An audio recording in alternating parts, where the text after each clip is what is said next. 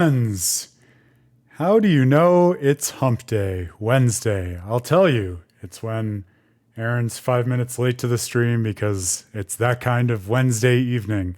I hope the middle of your week is finding you well. Welcome back to Tales of Praxis. I am Aaron Suduko, the founder of withaterriblefate.com, your online publication home for everything to do with analyzing, studying, celebrating the storytelling of video games. And that's what we're doing with Tales of Praxis here, as we have been for the last half a year or so, with these live book club style streams of Bandai Namco's Tales games, along with companion analytical articles, the latest of which may be out by the weekend. I'm not going to overpromise, but true to the illusion that I posted in the chat before we got started here, through the third act of Tales of Destiny, working through the third act of Tales of Vesperia, and everything's coming together very, very nicely. For me, one of the things that is fun about arriving at sort of the conclusory motions of an analysis is seeing the connections and actually things explained that you didn't even realize warranted explanation. But if you've put together a framework for seeing the game in a new light that is worthy and interesting and actually says something about the game, oftentimes you'll discover, oh, these things that I wasn't paying attention to before, they kind of make sense seen in this way. And so I clearly had Kronos on my mind, but one of the things that was fun about that is one of the great centerpieces of that final confrontation, of course, is what he does with Leon. But even before that, as you're navigating the final dungeon and working your way to Kronos, he does this thing that at the time just seems like an annoying piece of gameplay that slows you down with these sort of mirrored reflections of the party. And that found its way into the analysis too, which was fun. So excited to share that with you all. Excited to discuss it. What do I have in terms of fun stuff to get us situated? I have, if you don't follow me on Twitter, you're missing out on hilarious content like my dog taking on Hootle, Repeat versus Hootle, because I couldn't say no to Bamco's sale of Tales of Arise merchandise, and I'd been eyeing their Hootle plushie for a while and finally pulled the trigger when it was half off, and Evie does not know what to do with it at all. So yeah, we can all start getting hyped for Beyond the Dawn in about a month or so. Yeah, is an appropriate Wednesday vibe, Grail, so I definitely feel you there. Hopefully we'll make it less than going through these side quests. For those of you who might just be joining us on our Tales of Berseria run, we finished the amazingly impactful main story last Friday. We had an amazing Monday of Eisen-centric side quests, and we're going to keep working through all of the side quest and post-game content until we're satisfied, and we're going to move on to another Tales game from then. Hey, Pink Moon Neko, wonderful to see you again as well, my friend. We are getting some more votes still in on this poll. I'll share it again. If you're interested in contributing your views to what you would like us to stream next for the Tales of Praxis series, the poll is still open. I made the mistake of saying last time that Tales of the Abyss was in the lead, and I knew it was a mistake as soon as I said it. And then, to no one's surprise, the next time I looked at the poll, there were even more votes for Tales of the Abyss. So we'll see. That's not a guarantee. That's what we're gonna play next, but I'll definitely I'll announce when we're ready to announce the next adventure we'll be going on together. Wouldn't be a bad thing if it were Tales of the Abyss. So it's gonna be fun no matter what. I think we're good to jump in. I think the one other thing that I wanted to say to set the tone, because we had some spectacular meditations on Eisen and Zavid and the connective tissue between them last time, which was great. And we talked a little bit about this idea of, wow, this is such a great, thoughtful piece of content. It's kind of weird or unusual that it's optional. Why wouldn't this have been written into the main story? And I had half of another thought about that as I was sitting and working on Destiny and Vesperia and a million other Tales things. Like I said on Monday, I think for me, it can be really interesting in the language of video game storytelling when content is represented as optional, as a way of basically saying within the ecosystem of the story that there's something about that content that makes it the case that it's only accessible with an extra investment of effort. like it wouldn't be plausible for you to just stumble upon it or have it handed to you in the main narrative. You actually have to go out of your way as a player to bring that into the story. And I know we were thinking about the role that Malevolence plays with Eisen and Zavid and the dragons between Theodora and then Eisen ultimately becoming a dragon and kind of taking on this malevolence after breaking Zavid's curse and helping to basically set Theodora free through death. And it occurred to me, we've talked a lot about malevolence as this friction between your beliefs and your will and what it is that you enact. And I did have this idea that, with Eisen taking on this malevolence by virtue of what he does basically to help Theodora and Zavid, I think there is something to me that resonates between that and the idea of having to exert a certain amount of will or effort to see that scene and make that the case. This idea that just as we're making the effort, that only helps to represent or underscore the fact that even if Eisen recognizes that people ought to be able to live their lives and live rather than dying, Zavid's whole creed as it's represented in Tales of Berseria, the alternative of life as a dragon and life as Zavid bound to this dragon, identity lost version of Theodora, this girl he loved, is so repugnant that Eisen basically has to force himself to kill Theodora in order to do something that on the whole is a better outcome, even though it's something that ought not to be the case. So I was wrestling with that because it felt like a really hard scene, a really wrenching moment, like we talked about on Monday. And I think it's wrenching in a way that resonates with the effort that one has to put into it. So I was looking, I think actually we had a little bit more of this Nordahl side quest, which was where we left things last time after the confrontation with Phoenix, basically taking Eisen to task for his treatment of his sister, Edna. So I figured we would jump back in there and then we can see where it is that we want to go next. But enjoying a week of side quests, thinking through this amazing game with you, and we'll switch back to it now. Since I was talking about my little repeatlet, she'll say hello real quick too. She's hanging out as she does. Welcome back to Tales of Praxis, my friends. I think if we go back to the front dock here in Titania, there's another scene and we'll dig into it.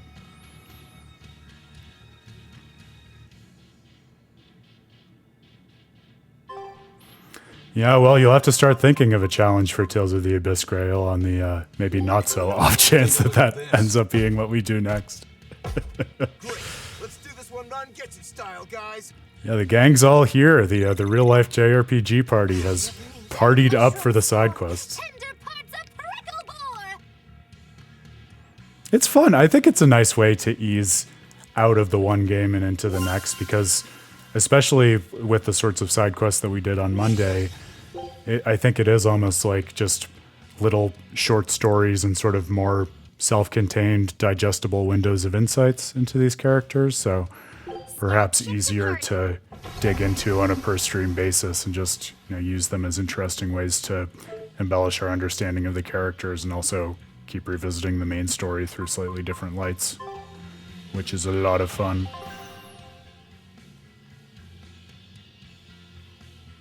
Okay, so this is the back dock, I think. The guide I'm using said that if we went back to the front dock, there'd be a little scene that would further advance things. I mean, I feel like I need to try the EX dungeon just to, at a minimum, know what you're talking about, Grail, because you've been kind of alluding to it in that way more than once for quite a while. And like I was saying last time on Monday, I really don't think I did much of the side content at all my first time through this, and I don't remember the EX dungeon, so as a proper Tales fan, I have to at least give it the old college try, as they say. Which I guess is my way of saying I have no self-respect, according to you, but I'll know the reason why. Nice pottery. Wow, you're making a lot of progress. Respect. Did you have any new impressions of Remake? I guess with minimum spoilers in the event that people are hanging out in the chat who don't want it spoiled for themselves. And also, what did you think on the DLC the first time through?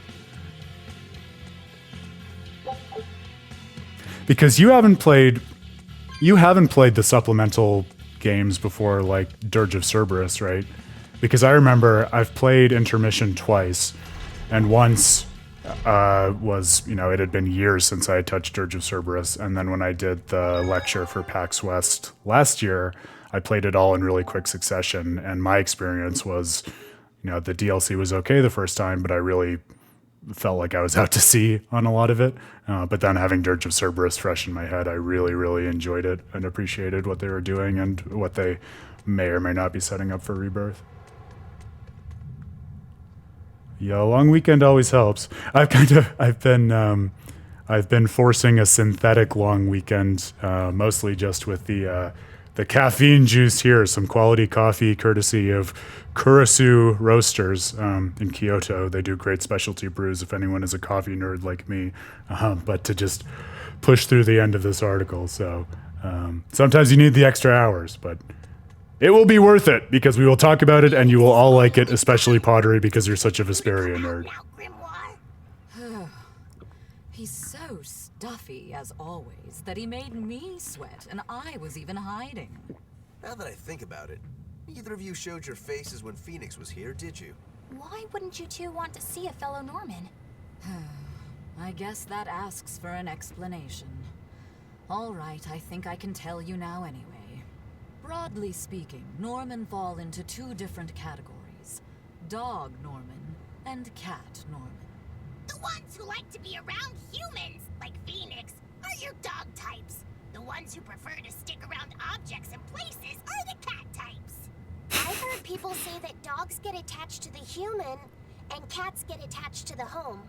So, since Magilou's relied on you a lot over the years, does that make you a dog Norman? No, not really. My powers actually work with Miss Magilou's guardians, not Miss Magilou herself. That makes me a cat type. Though actually, considering how I serve a witch, I'd be a cat type either way.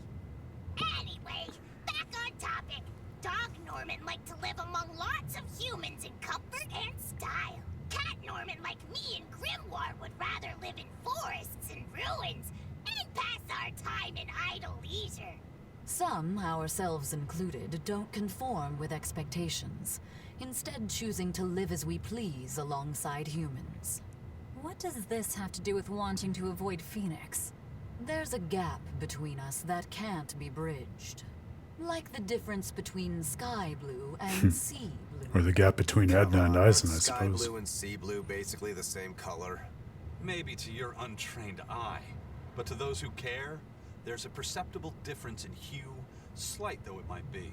Whatever it is that separates them is impossible to overcome. I didn't realize it could be such a big deal. Let me ask you guys this. Are pudding and custard the same? No, definitely not. If I ordered one, I wouldn't want to be served the other. Those still sound more or less the same to me, too. What if I said it was like the difference between sherbet and sorbet? Oh, yeah, there is a difference there. Although I usually can't remember which is which. So, like the difference between a hoagie and a sub sandwich? But those two are the same. Anyway, you get the point now, surely. We've long had our differences, and they put us in perpetual conflict. But what good does that do? Actually, on that note, is Eisen's sister going to be okay with Phoenix around?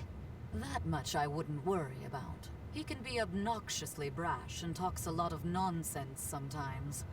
But if nothing else, Phoenix has a strong sense of responsibility. Rest assured, she's in good hands. Although if you work him too hard, he'll start making speeches about uprisings and insurrections and all that stuff.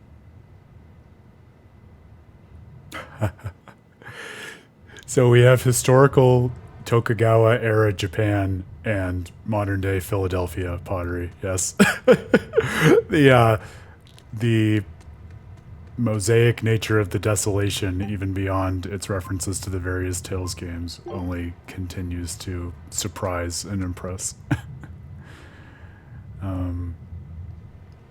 Yeah, I think I am with you on what you said about OG versus remake pottery. I know the impulse to want to say people need to play OG before remake, but I also know from experience with people who didn't that it can be really interesting to see people's perspective without having played the OG one, because it's one of those interesting cases where it's definitely still a coherent story and something they can follow, but it's like it's a different story. They just truly experience it in a different way. So if you've never had a conversation with someone with that different perspective on it, it can be really fun, and I would recommend that. What's the easiest way back to the throne? I think Zexen. I think Zexen is what we want. I would say, with respect to the DLC, if it's easy or possible for you to play Dirge of Cerberus and you're interested at some point and then playing it, I would say it's worth it.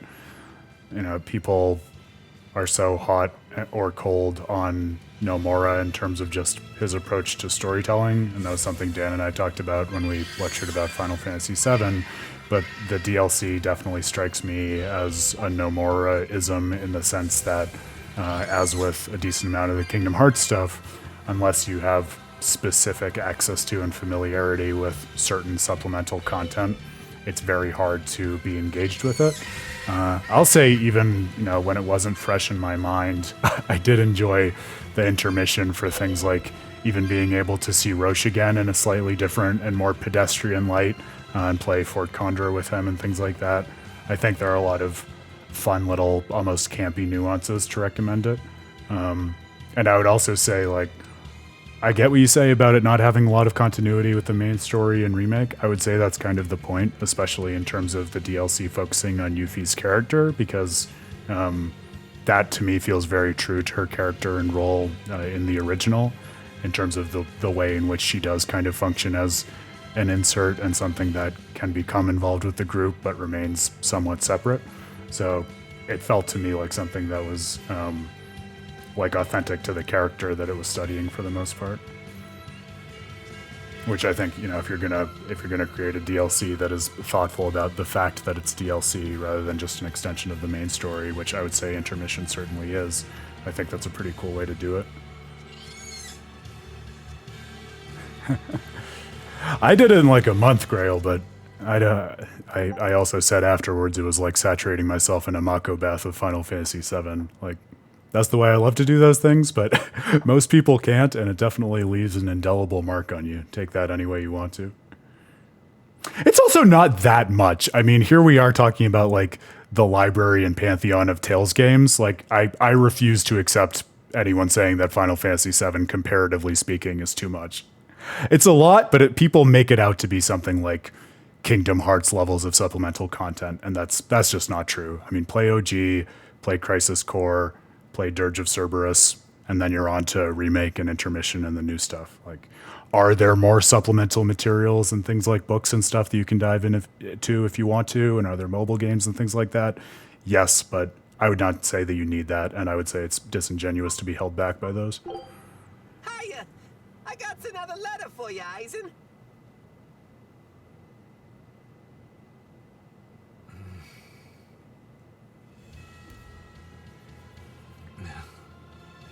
Hey, are you okay?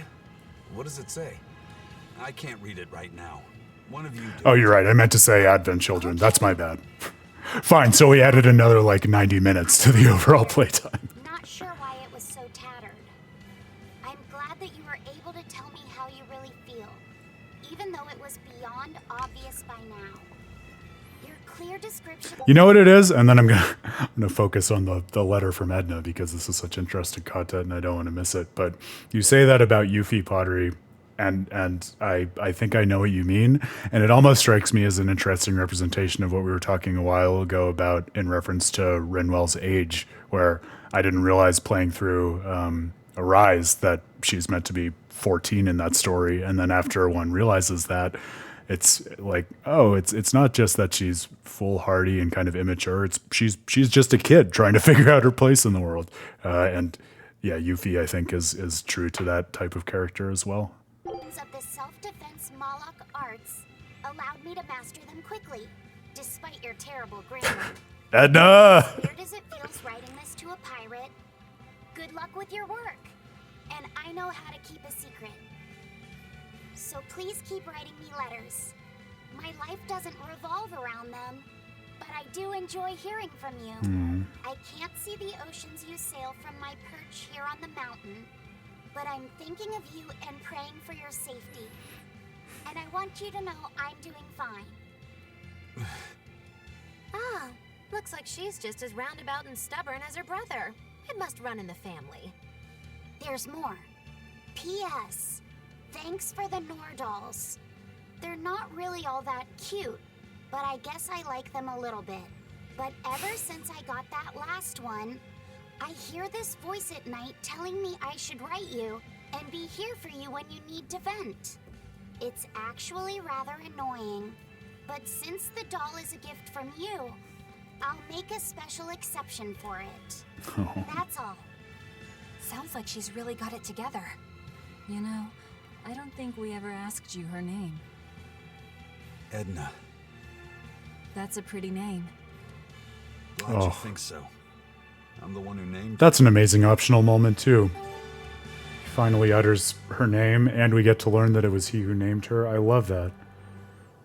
Going all the way back to the just the resonance of their energies, according to which he felt that they were siblings from the time that they emerged from the Earth Pulse. I love that. Pottery, we are going to actually move off of Final Fantasy VII, but since you made the point to say that, I will tell you this is a great example of analysis and commentary actually turning me around on something, because the reason that I think Roche is very cool is not from my own first playthrough with him, but actually a really thoughtful and cool take on him that Dan published on With a Terrible Fate after Remake came out. So it's not very long. It's very incisive. I encourage you to read it, especially if you're on the side of laughing out loud about someone liking Roche, because there are a lot of cool aspects to him, especially in the context of the broader series. All right. God damn it. I lost my place. Give me a sec.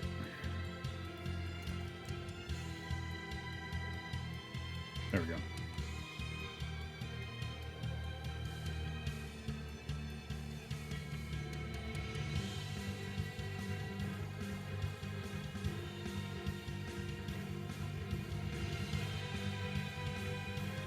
Okay, now we're going back to the Guyberg ice field.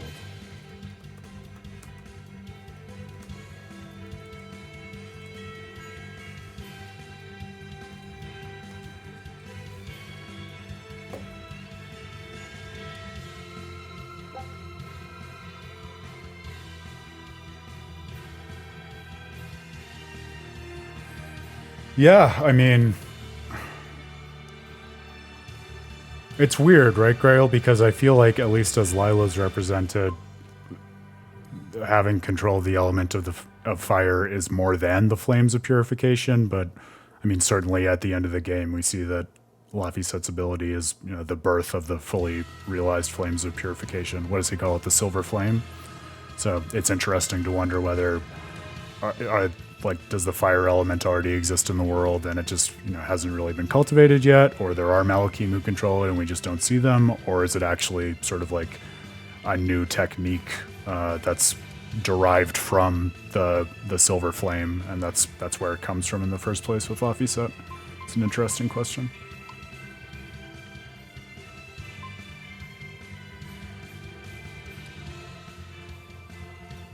Okay, does anyone remember the easiest way to get to the Guyberg ice field? I know there was a particular town. Was it Helives? My heart is telling me Helives, but I don't remember. Miershio, thank you.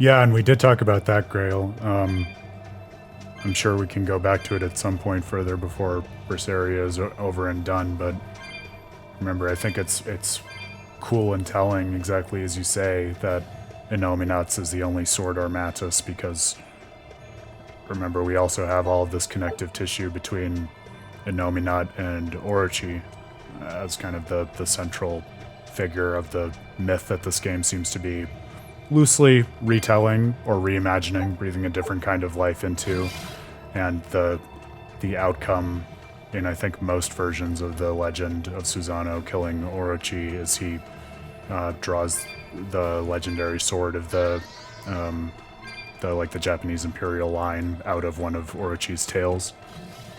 So I don't think it's coincidence that it's a sword armatus. We can do this!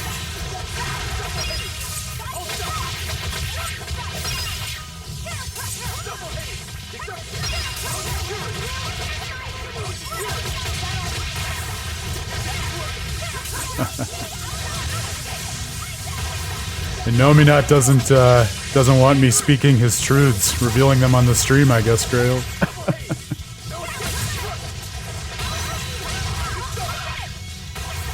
The inner meaning of the final confrontation must remain esoteric and inscrutable.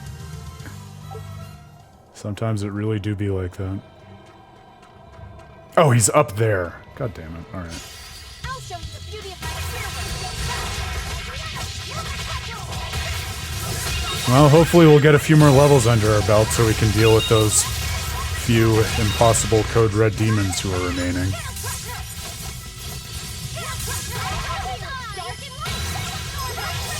Missed the timing.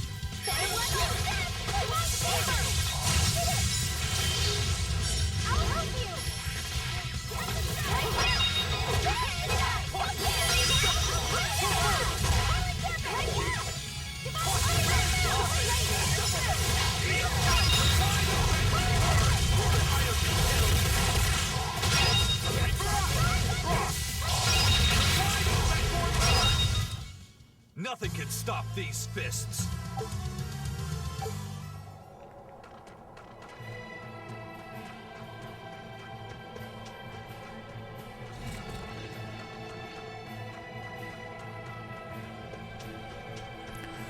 Alright, let's try that again. Second verse, same as the first.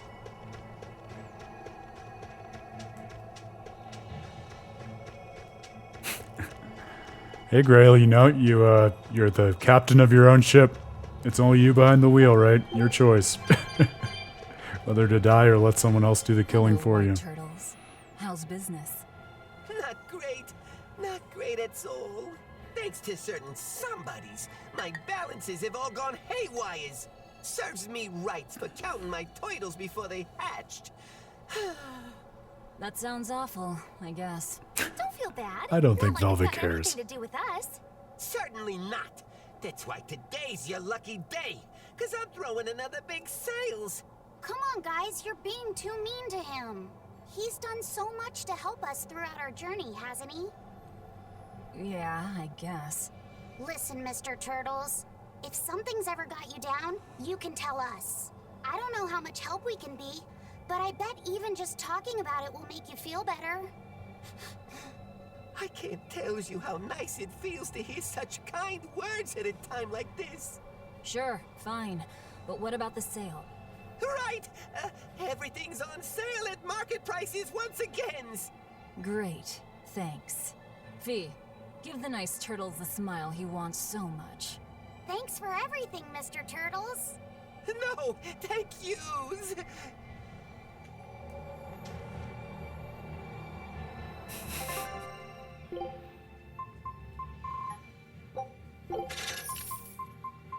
Well, it is a convenient time to restock, at least.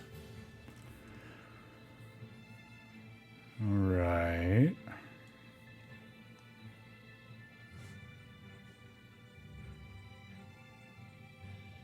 And now we go back to the Empyrean's throne. Okay. Boy, this quest has us rocketing through the world like a boomerang.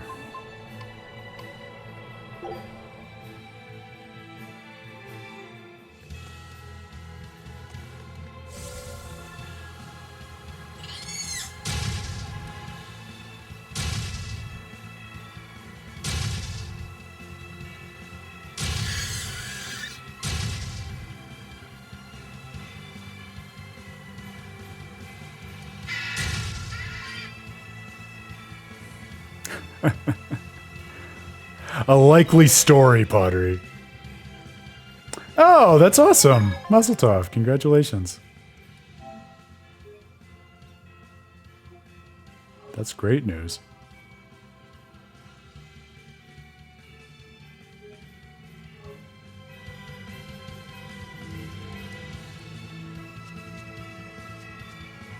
Is it an apartment at which you'll be living? Do you get to plan a big exciting move now?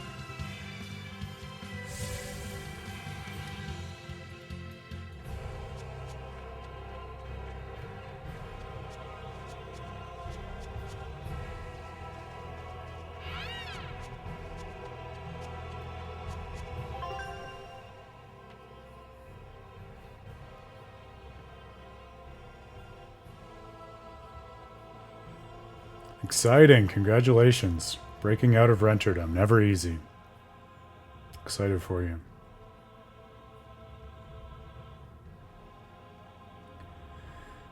I don't totally understand that last comment, Grail. So are you saying you think that they are villains because they create the circumstance that brings about the Age of Chaos in Zestiria? And they're villainous according to that? Is that your thought?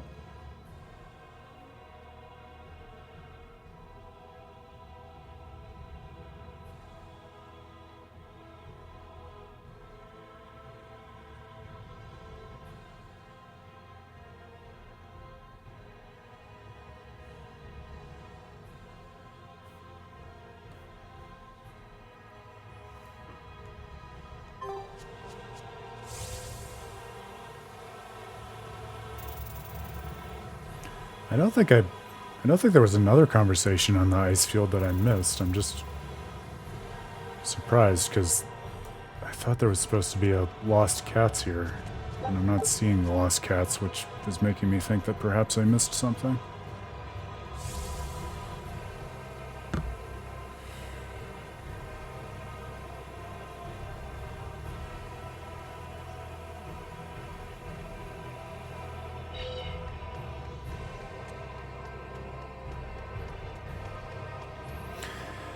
I don't know though, Grail. I mean, I see what you're saying, but I would push the scope out further and say, in the context of Desolation's greater history, they also make possible the circumstances that then make it possible for Saray to actually give people a more holistic and healthy self-understanding than was possible before Velvet and her brood came along. So, like we were talking about during the ending.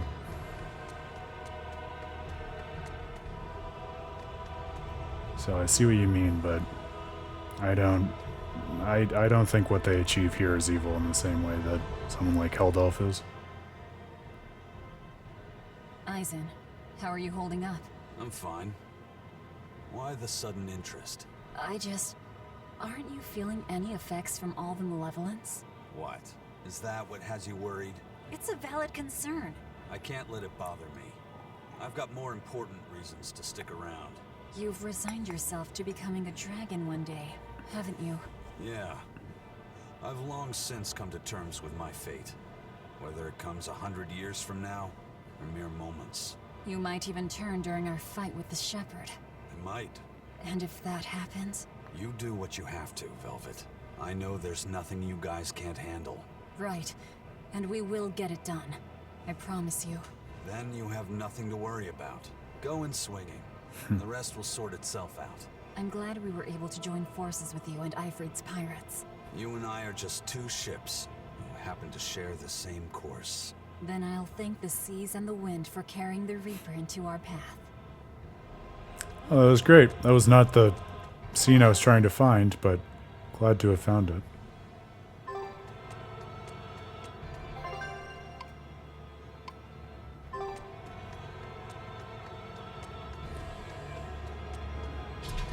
Yeah.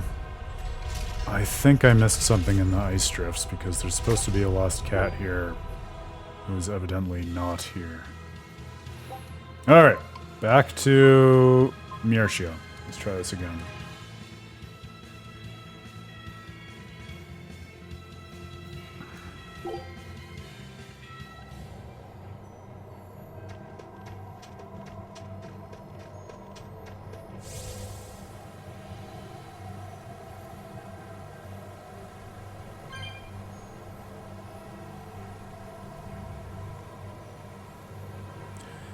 Nothing more with this turtles, right?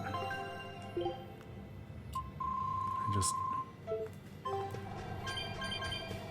That seemed very obviously like what the trigger would have been, so I'm a little confused.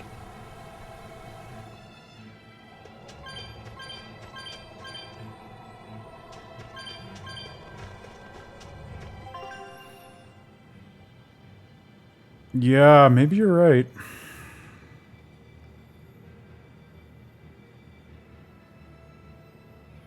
Yeah, we must have gotten the thing on the ice field, because that's all that was showing up. So I prematurely gave up looking for the lost cats. Oh well. That's the other half of a side quest stream. Sometimes easier to get lost just by virtue of figuring out all the steps along the way.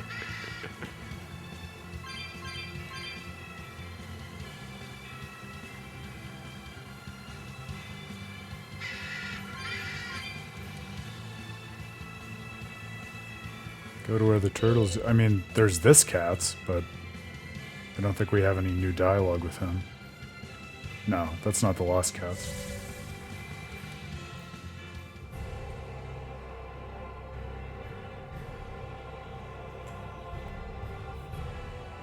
It says he's on the eastern side of the Empyrean's throne. Is it,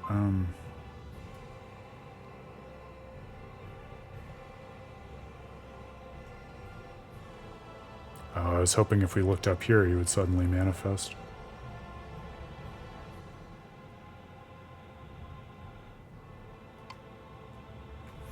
Yeah, I feel like I'm taking crazy pills.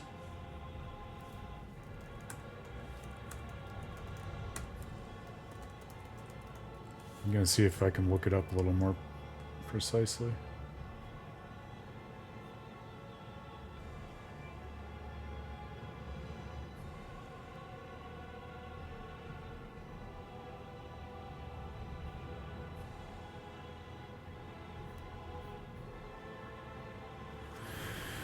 Google was not helpful to me.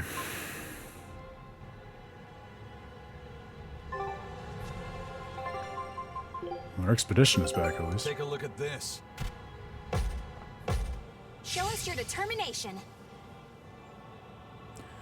Well, I guess worst comes to worst, we can just give up on it for now and go on to something else. I'm just a little baffled at the difficulty I'm having in finding this. Scout ship setting sail.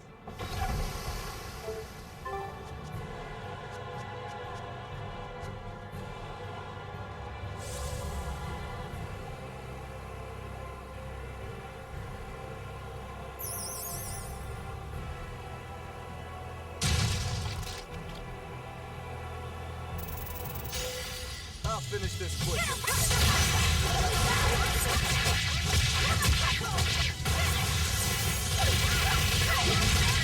It said east side, so I say let's just wander around and check out the east side in case it's just not showing up on the map. Then we can go on to something else. Try again later.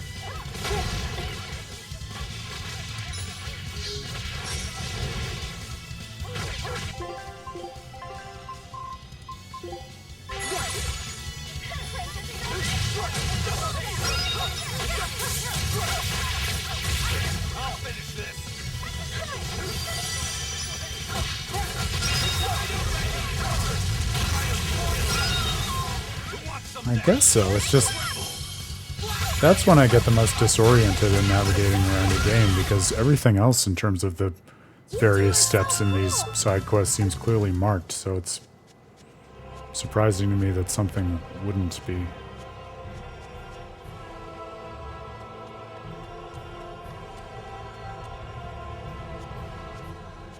Not down here, right?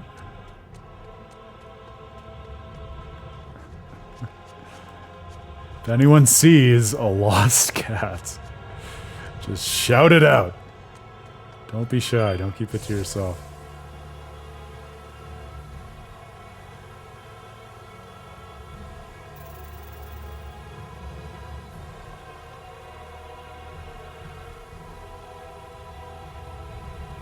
Meow.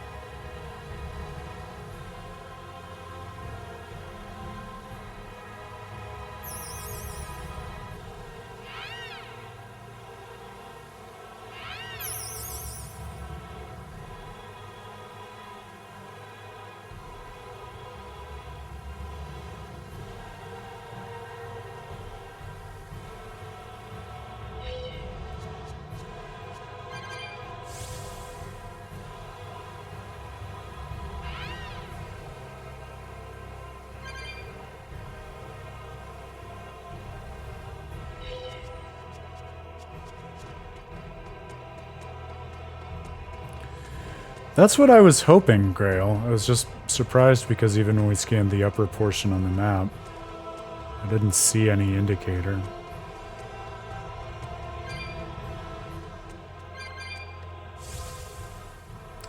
But let's see what we can see. I see a chest.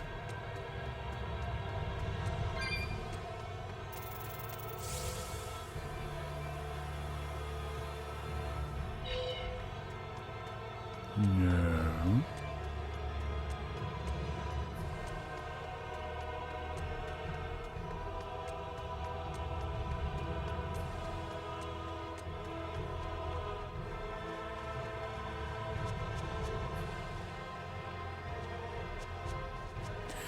See, I agree with you, Grail. I feel like I hate the moniker Lost Cats because that just makes me feel like it's totally intentional that we're having this much difficulty finding him or her.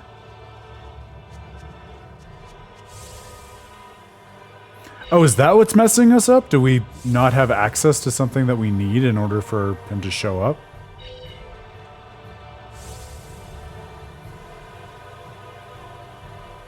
Because I don't think we've done anything with Cat's Corner yet. I remember that in Zestiria, but I don't think it's come up here.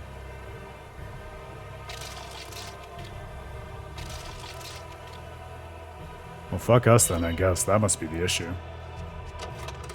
Otherwise, I don't know why I wouldn't be showing up. That bums me up.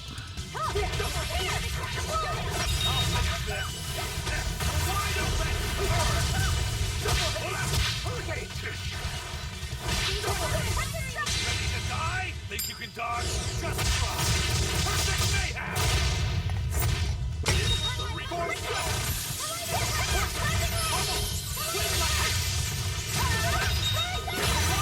No. This game is not old. Tales of Destiny is old. Tales of Berseria is not old. Another victory.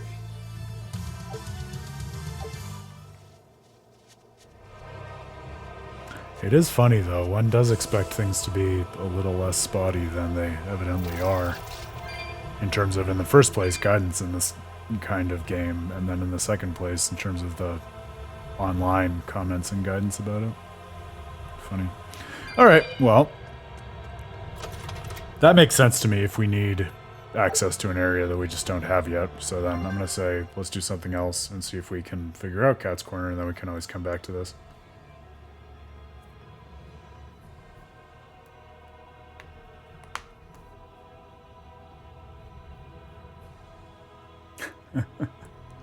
Yeah, but Grail, you're a baby. You don't. Your perception of age is skewed. Yeah, I mean it's a different design language, Pottery. I certainly wouldn't argue that, but this is not an old game. It's the hype cycle of the industry that's making you feel like it's an old game because there's always a million new things coming out. But in absolute terms, this is not that old. Nothing you say can convince me otherwise.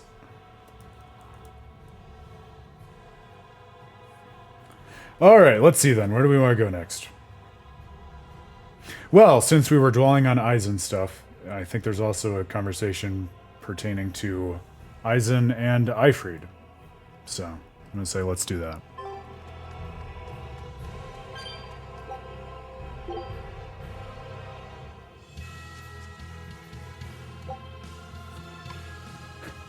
We started out Tales of Praxis, I'll remind you, playing not even the oldest Tales game, but one which was, 13 years?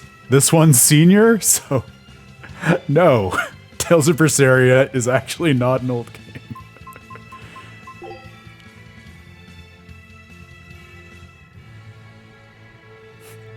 Grail, you say that as if I haven't accepted that. I think one of my main catchphrases on this stream is that I'm an old man, whether I like it or not.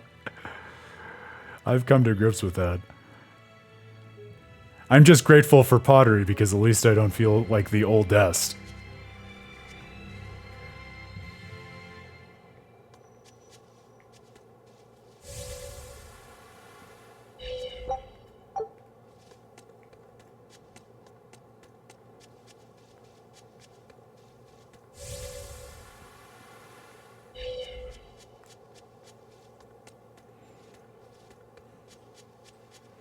Yeah, I'm giving you a hard time, Pottery. I know what you're saying.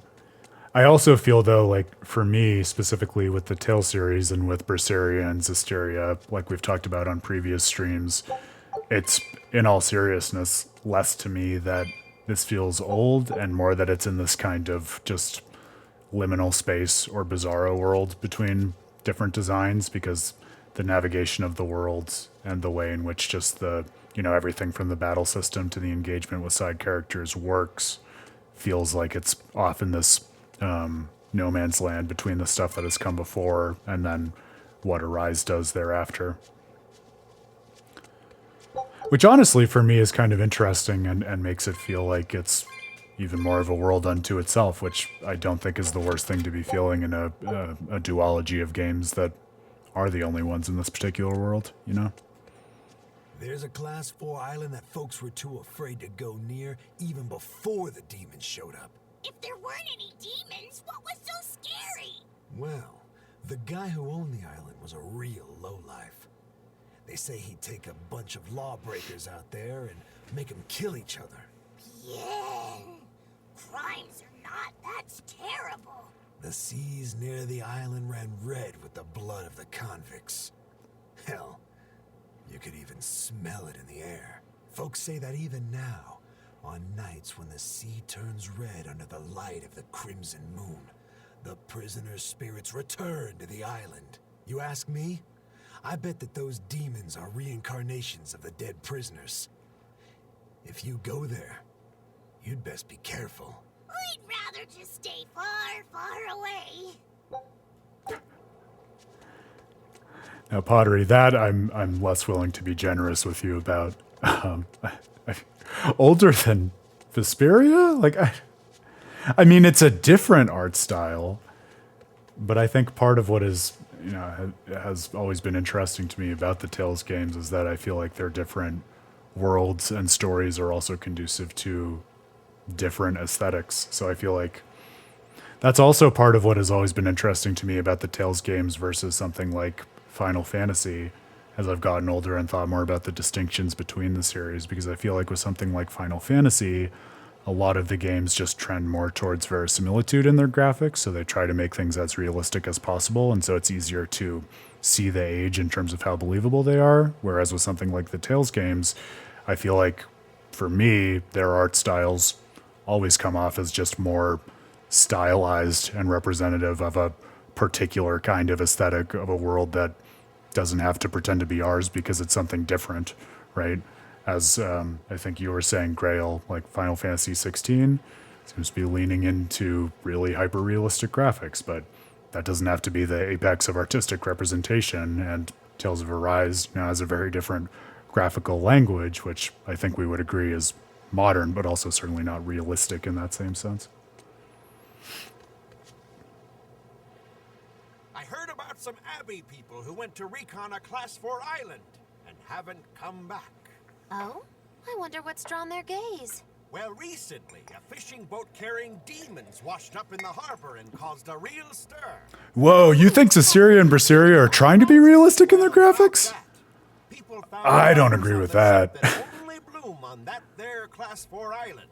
But even if the fishermen had gone near the island, they weren't the types who'd ever even consider. I mean, again, compare it with something like, The demons have attacked the ship, then even beyond all over the JRPGs, harbor like in search of if more I think of a prey. game that is really trying to make it believable that it is in a world that is like ours in terms of visual representation, but Wolfmen? not quite pulling it off, and it feels weird for that reason. I mean, I think of stuff like I love Deus Ex Human Revolution, but I think of that kind of game, right? Like trying to create, like character models in a world that feels like, oh yeah, you could imagine living in this because it seems like just a closest possible world to our own with a few like technological and fantasy tweaks. This feels to me much more like, I mean, it's a different art style than the other games, but you're gonna say they're aiming for like Velvet looking like a realistic representation of a person based on like the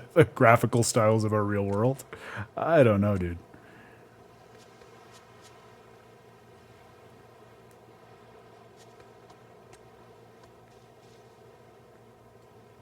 Yeah, but saying realistic as anime designs allow, like, that feels to me like saying it's, as realistic as surrealism allows, right? Like, I think once you're into the vein of like anime representation, the ship has already sailed in terms of realism because it's pointing towards a different aesthetic right off the bat. The first mate's been hiding away. Drink up, it's all yours. Ha! I'll never forget you, Captain. And I'll never forget that 500 gold I loaned to you either. And I'll always remember how hard your fists were. That's just because you screwed up all the time, Benwick. I always meant to hit him back one day, but now I'll never have the chance. It's so unfair. Oh, shut up. It'd be 100 years before you'd be able to knock him out. Not even Von Eyfried would wait that long for you. Hey, I could have managed it in 50. Oh, this turned out to be a pretty lively memorial.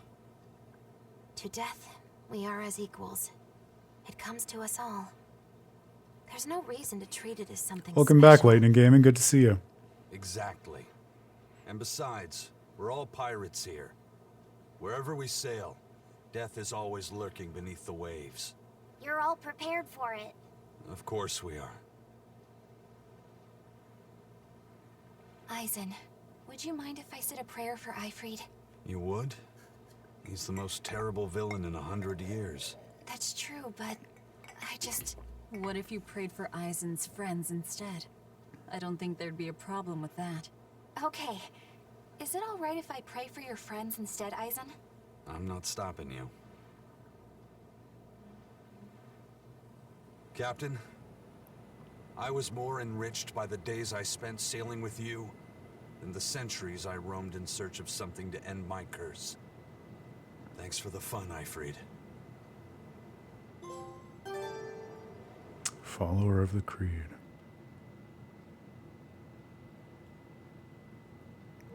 Yeah, I love that sprite of his as well.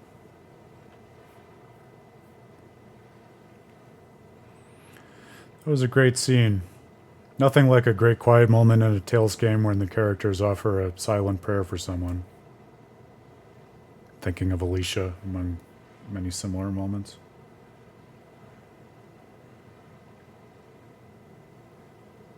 Alright, that was a one-off scene. Looks like we have an Eleanor side quest starting in the Inn in Menagerie. Alright, let's do that next.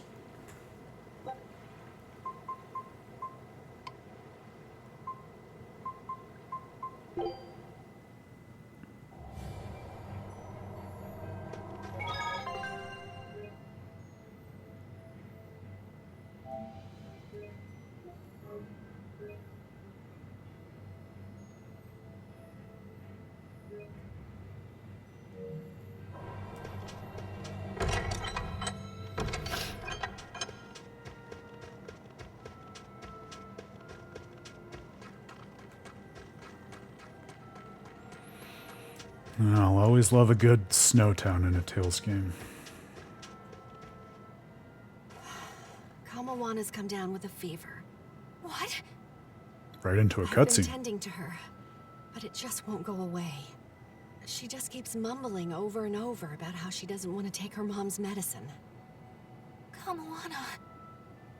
We've heard her talk about her mom's medicine before, haven't we? I gather that it's something her mom used to make her take whenever she came down with a cold. It might be something specific. If there's any left, it would be back at her old house in Haria, right? Probably. I don't know if it'll work now that she's a Therian, but I'll go and try to find it. You'll do no such thing. I'm sorry, but the Abbey's still looking for you, and there's no way I'm about to hand you over. Don't try to stop me, Velvet. Look, we'll go to Haria. You stay here and take care of Kamawana. Eleanor. Velvet, if you try to fight Medusa, it won't end well. And I would back her up, too. Look, if we have time to argue about this, we have time to go find that medicine ourselves. Yeah, I guess you're right. Thank you. Eleanor, Why are you going so far out of your way for Kamoana? After my mother was taken from me, I found myself an orphan of the Abbey. I grew up figuring that I'd probably become a nun and spend my life in mourning. But on the night of the Advent, my inner resonance awakened. I honestly believed that I had been given the power to change the world for the better, you know? Less sorrow, less suffering. But even after I donned the mantle of the exorcists, I was still pathetic, full of ideals, but so ignorant of the way things really work.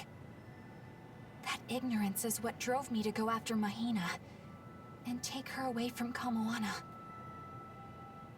I can't change the past, but at the very least I can atone. I'd do anything to give her a chance. All right then. She's in your hands. We'll be as quick as we can. What was that I just felt? Laphicet? Is everything okay? Yeah, it's just... I don't know how to explain it, but I sensed something, and it wasn't good. It's like something dark dug itself into my chest. Eleanor's the same as always, right, Rokuro? Nothing different? Yeah, same old fired up Eleanor. At least, that's what she projects. That's what she projects, translated in subtitles as, that's a cheap project. It's the second one of those unbelievable gaffes we've caught in the side quests.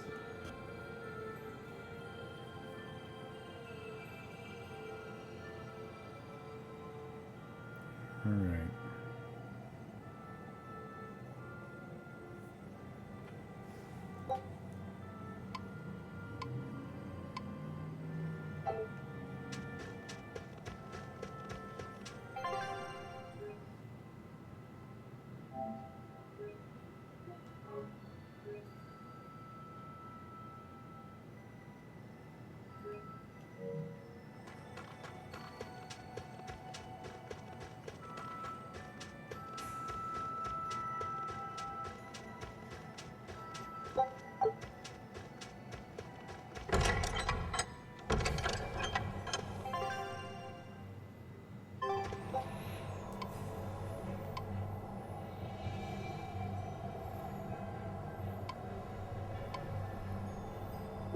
Limited options right now.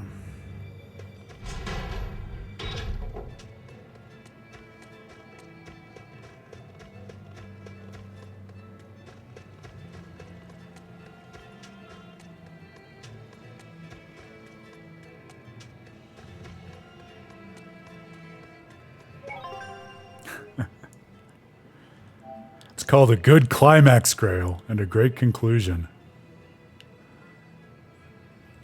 It's a niche coding trick.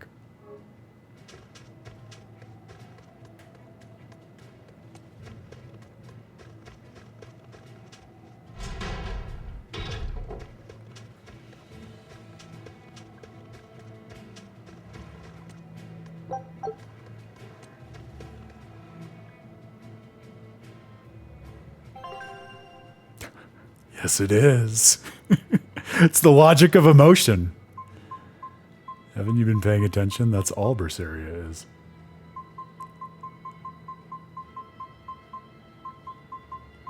Well, there you go.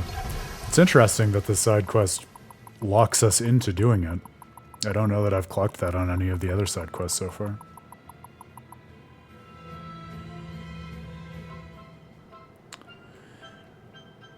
That is one of those games that I have heard of, Lightning.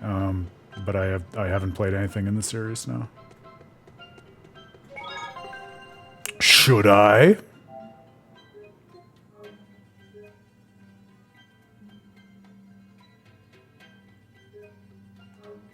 Fun is good.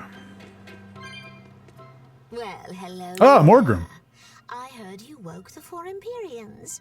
I'm quite impressed. Talk about a chance encounter. I just came to pass on a little information to you. Specifically, that an Earth Pulse entrance has opened up. My guess is that it opened when you chased Innominat out. An Earth Pulse entrance, huh? We might be able to see more of the Earth in Historia. Indeed. If we could learn more about Artorias' Ooh. past, it might give us a hint about how to take on. Definitely want to do that. That's just what she wants us to think. Anyone else smell a trap? I don't think we have to worry about that. Are you sure? Shigure loathed any form of trickery. If Morgrim was that kind of Moloch, he would have struck her down long ago. I appreciate your confidence in me. What you do with the information is up to you. Where is this entrance? It's at the Shrine of Tranquility, in a ball. You must have learned about this from the Abbey. Why pass it on to me? No special reason. I just happened to think of Lord Artorias' Moloch. I thought it might be nice if I could help you learn a little more about her. You mean Ceres? All right. I'll check it out. Ooh. I'm excited for that one. That'll be good. Yeah, my colleague Dan Lightning is a big fan of the Fatal Frame games, actually. As I think of it, he said really good things about them in the past. It is a spooky month for spooky games, isn't it, just? I'm thinking after I publish my my latest work for Tales of Praxis, I might take a break and do a bit of a palate cleanser with something like the latest Amnesia game, The Bunker, which has been on my list forever, or Lies of P has obviously been on my radar too. Lots of good options for Spooktober. Never stops. You're a Bloodwing. Do you have something for me? Yeah, I've got something I think you'll like. I heard a treasure chest washed up. Morgrim? I don't think so, Grail.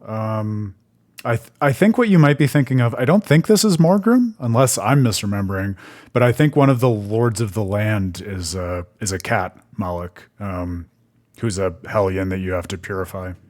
I don't think that's Morgrim, though. You should look it up, though. That would be interesting if there was that continuity, and I just forgot it. On the rocks of Manon. And get this, nobody can open it. A treasure chest that won't open? If it won't open, why doesn't anyone just smash it apart? The Abbey's throne, who knows how many praetors had it. And not only can they not open it, they can't even budge it. Ooh, now you're talking my Interesting. Now I'll have to go back and investigate that for myself. Do you know something about it? That is a cool little added bit of continuity. I don't see why I should care about it. Thanks anyway. What was that about, Eisen? You know something about that treasure chest, don't you? I think it probably drifted here from the far continent. Wow, really? What makes you say that? It sounds just like something I saw when I was there. Oh, do go on. I'm all ears. Let's go give it a look. If we really can't get it to open, I'll cut right through it. That won't be necessary. I know how to open it. In fact, Eifried was the one who figured it out. Now I get it. Is that where he found...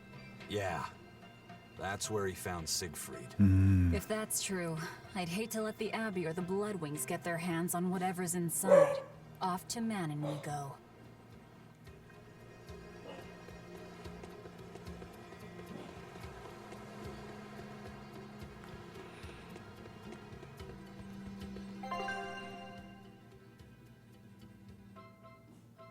Oh my goodness, so many exclamation points.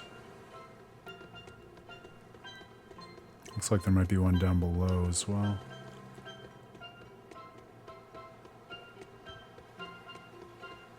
Yep, there we go.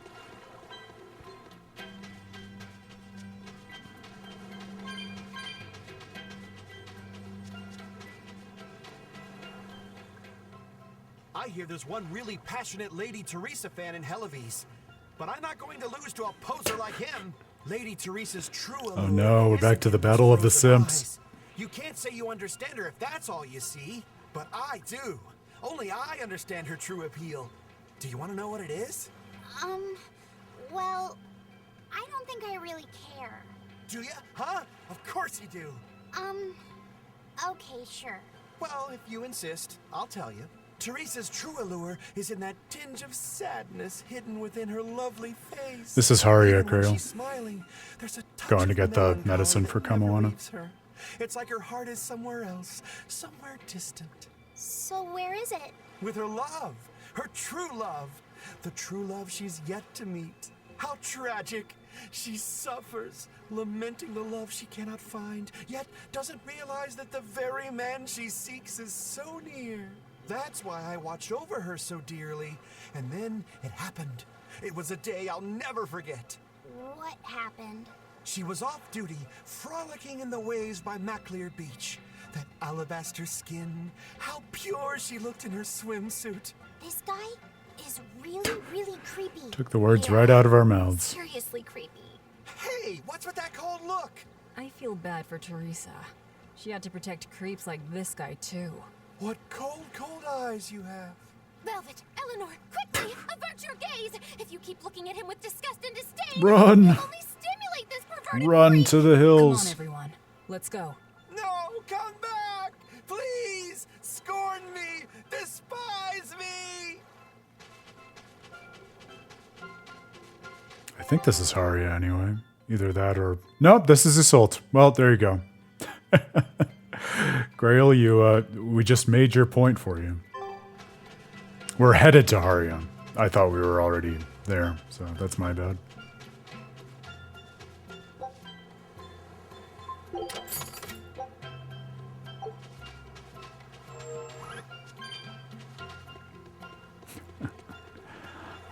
I think actually, I mean, remember, if we're on the broader trajectory of thinking about human development and the various like cosmological motions that the world needed to go through in order for people to become fully actualized as they are at the end, presumably, of Zestiria, I feel like there is a generous and interesting reading that you could do of a lot of these NPCs in Berseria, saying that they're just not fully individuated or developed or in touch with their emotions yet, and so they do sort of skew into these weird obsessions or misunderstandings of other people because the world isn't such yet that it could be redeemed by someone like Saray to help them fully be in touch with their inner selves and to actualize those. Take a look at this. If any game could get away with that, I think Berseria and Zestiria would be able to. Now here's a fine haul. Eye of newt and mushroom spore.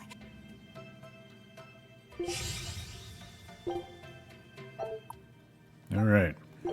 Show them how Ifreed's crew can sail.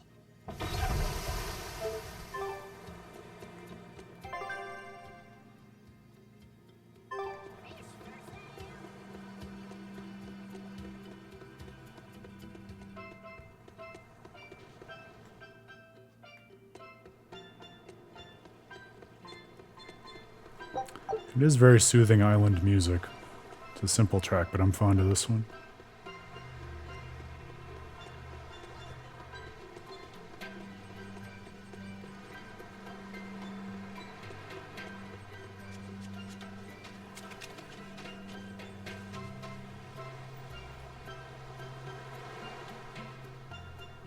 Don't sleep at the inn after viewing this next side event.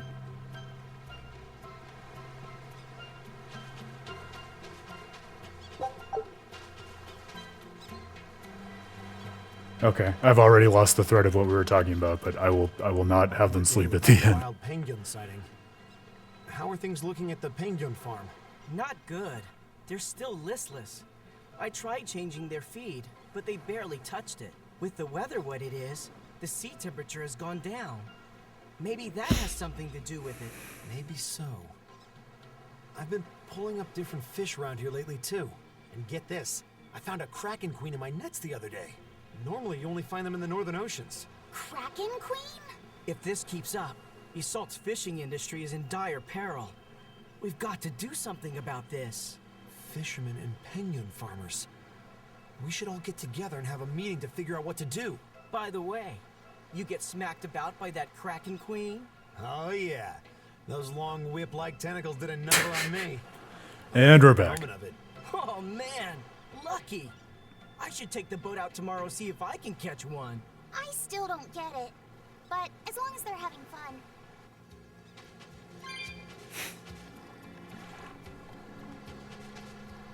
You could probably say something on top of what I was saying about the like global development of Berseria and Zestiria, just in terms of the poor men specifically in this island colony just being very socially isolated and not having a lot of opportunities to develop even in the context of Berseria's world. It gives off that vibe.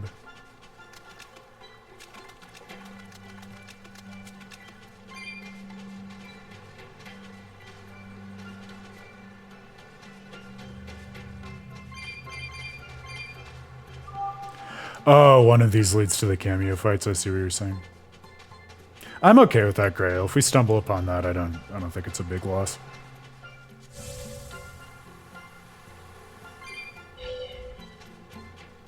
I'm not trying to go out of the way to avoid them, put it that way. I just I wasn't prioritizing them relative to the other side quests, that's all. Hey, if you were thinking of going this way, you should reconsider. And why's that? A real nasty demon's taking root up in Haria village. It's a huge troll with a big old club. And this isn't the first village the brute has taken out. Did you say a troll? You didn't happen to hear if the troll was wearing a large jewel, did you? Yeah. I hear the greedy beast's been going around stealing all sorts of treasure. It's that demon. That demon. Which demon, Eleanor? We're gonna find out.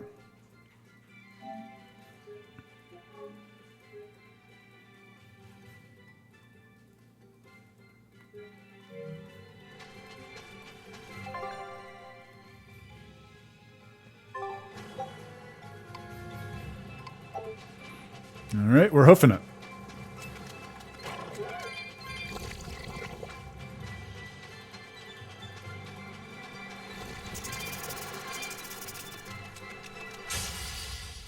You'll be rust on my blade.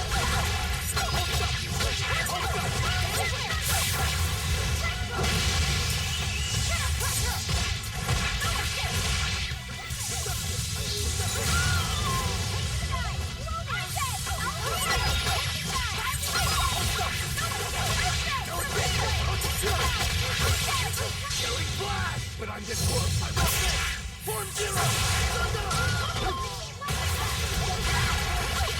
Yeah, I mean, I welcome your theories, Grail. I think what I said before is the best I can make of it, which is satisfying to me.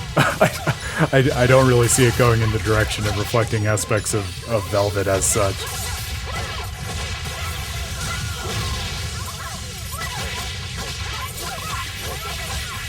Because remember, that was one of the first things we even noticed about the game back in the ball, in that sequence from 3 years ago with Velvet, was the extent to which the NPCs seemed really kind of emotionally underdeveloped and weirdly disengaged with Velvet. So I do feel like, especially now that we've seen the overall context of this world and the way it's developing into the world that's fully realized in Zestiria, it strikes me as probably a conscious choice, or at least something that's thematically consonant with what it is that the party ultimately achieves, that the people in this world really are not as holistically and emotionally developed as you would expect.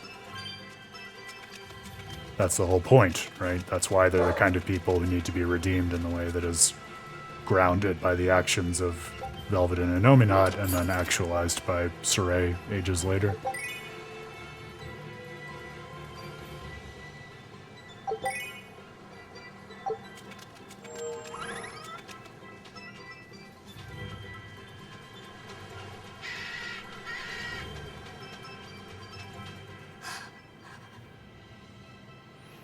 Eleanor, you've gone pale.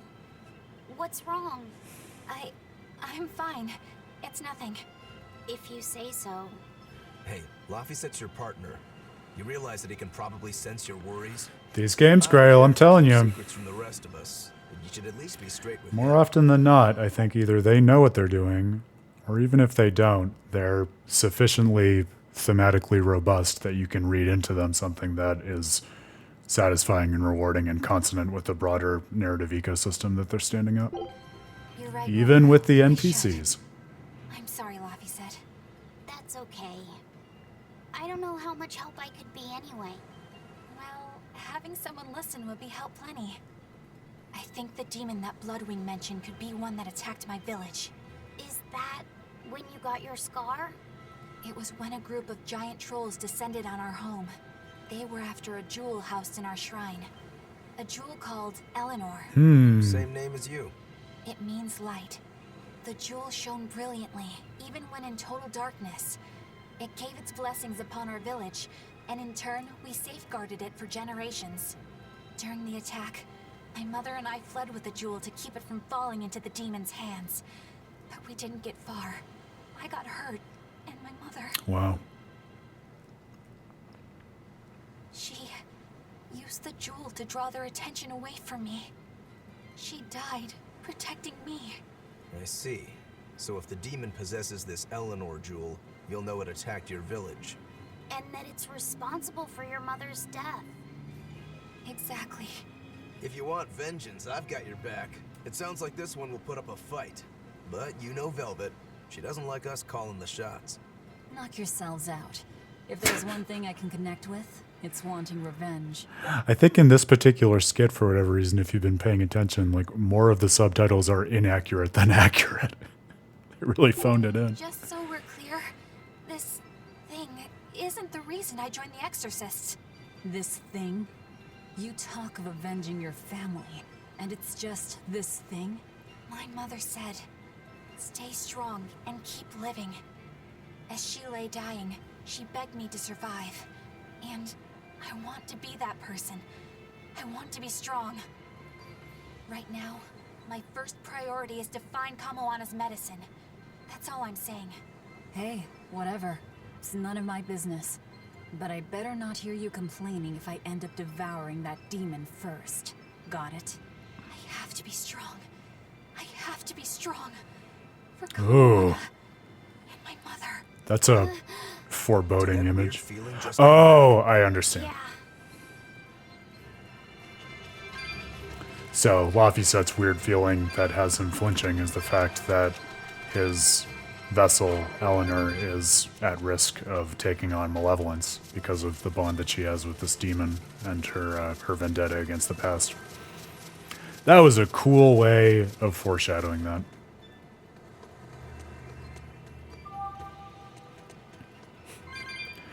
And it's just all the weirder and a little disappointing to me, Grail, because like we were talking about last time, and I think it still bears out in what we're seeing this time, the actual quality of the side content in terms of its contribution to the story and the characters' arcs and everything is really remarkably high quality. So for the subtitles to just be totally on the other end of the spectrum is a little dissonant for this guy.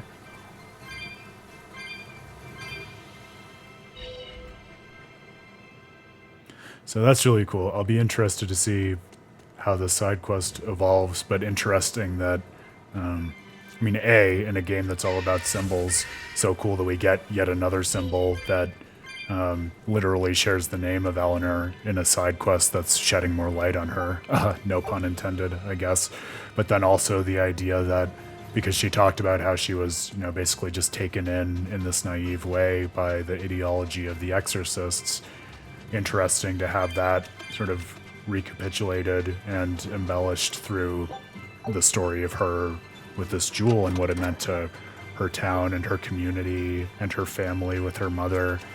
This idea that even if she didn't join the Exorcists out of a desire for revenge against this demon, perhaps she did join them out of basically trying to live up to that name and embodying that jewel and being kind of a similar icon of light and saying, there's a way in which I can put the past behind me or sublimate it or repress it or, pick your favorite psychological mind trick by basically using Artorias's ideals as a crutch in order to replace that idealism and sense of home and community that this demon took from us. From me, specifically. In Eleanor's voice, I mean.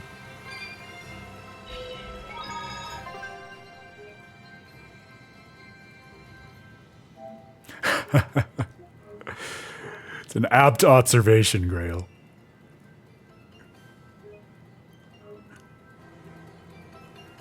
It was like they didn't want to do anything extra to justify or validate the NPCs lust after her. They wanted to distance themselves from it, from the perspective of authorial representation. I'm not seeing any of those demons we heard about. Let's look for the medicine while we can.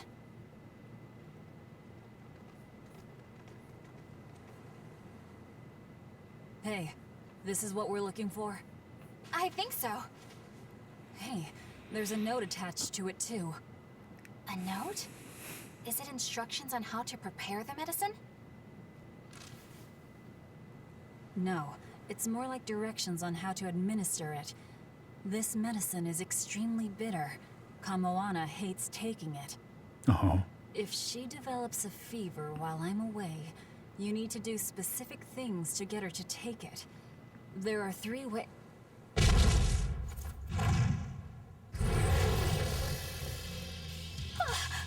Look, it's wearing a jewel. That's it. That's Eleanor. Then this must be what killed Eleanor. Oh, Eleanor! Go give her some help!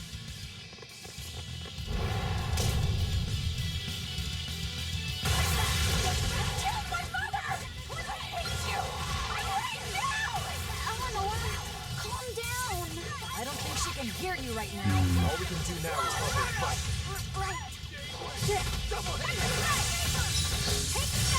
Yeah, it's a good question, Grail. In my mind, I'm kind of 2 minds about it, because part of me feels like with Eleanor's flight to idealism that we've talked about before, were she to become a demon, she would be almost like Cardinal Fortin from Tales of Vesperia, someone who sort of embodies a corruption of what one would think were like holy or pure ideals, but are clearly not in terms of how they're practiced.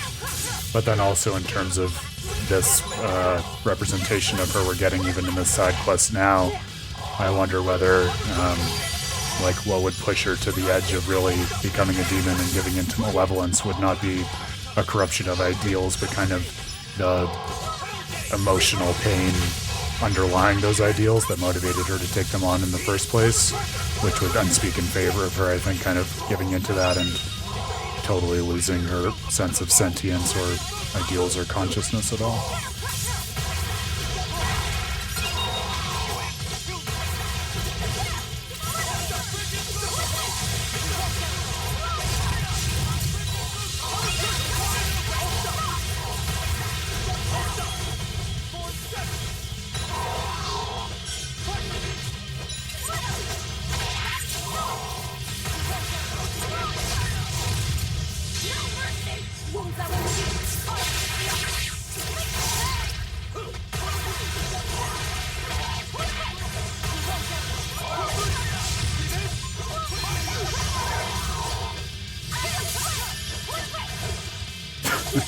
Yeah, I had the same thought, Grail. Of course, in her revenge quest, she would immediately perish. Not telling, though. I mean, that's thematically on point, isn't it? Yeah. Great minds, Grail. Great minds.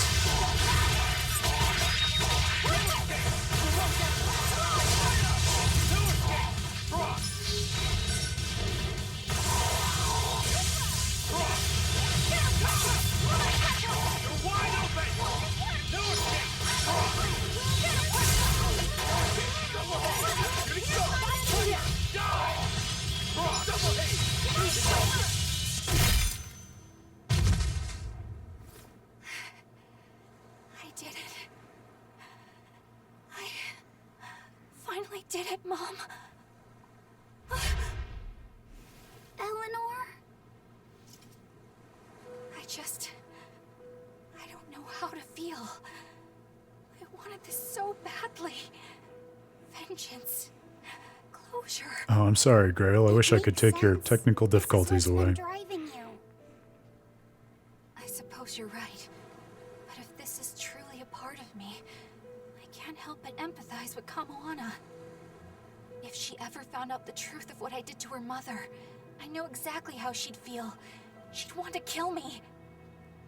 Oh, sorry about that, everyone. Everything seems totally normal on my side from OBS's display, so I hope it's not something on my end that's generating issues, but if more than one of you is experiencing it, I worry that might be the case. Okay, well, thank you, Lightning. So maybe it's not everyone at least, so that's something. I don't know about... It's only natural. You said so yourself. I can't stand it.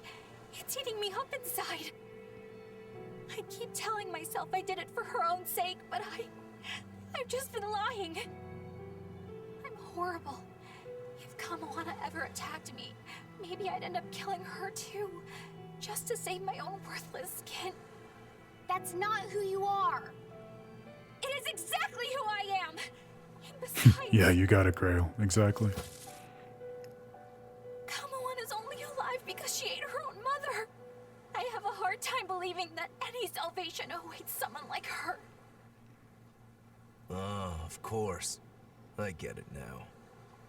You've been carrying this pain for a long time.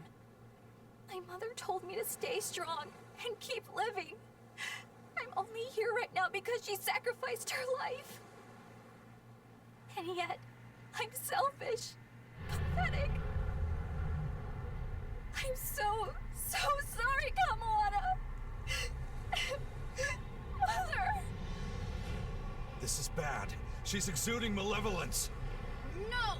Don't try to carry the burden all by yourself! If we don't do something, Laphicet's going to lose his vessel. It's fine. Let her spill it all out. Imbecile! Without a vessel, he'll turn into a dragon! All hell will break loose! Method 1. Wrap the medicine in sweet starch paper. This only works about half the time. Usually she just eats the paper and spits the medicine back at you. Method 2. Mix it in with her meals without telling her. It tends to make the food bitter. I think she's catching on. It's gotten harder to trick her and she may refuse to eat. Method 3. Pinch her nose and force her to swallow it. But be very careful. She will struggle and try to bite. You don't want to lose a finger. Is this really the time? Is that... I know you... That's a special dragon, though, Pottery. That's different. Yes. The exception that proves the rule. Her daughter's medicine. Her duties must have often taken her away. Someone else had to watch Kamoana. Her fevers are caused by mental distress, but for some reason she believes that these bitter berries are medicine. If she takes one, her mind will stop racing and she will calm down. I realize that this is an awful lot to ask, but please, I love her very much. Please make sure that she takes her medicine, no matter what you have to do. She can be awfully stubborn, but deep down, she's just a kind-hearted girl who's very, very lonely.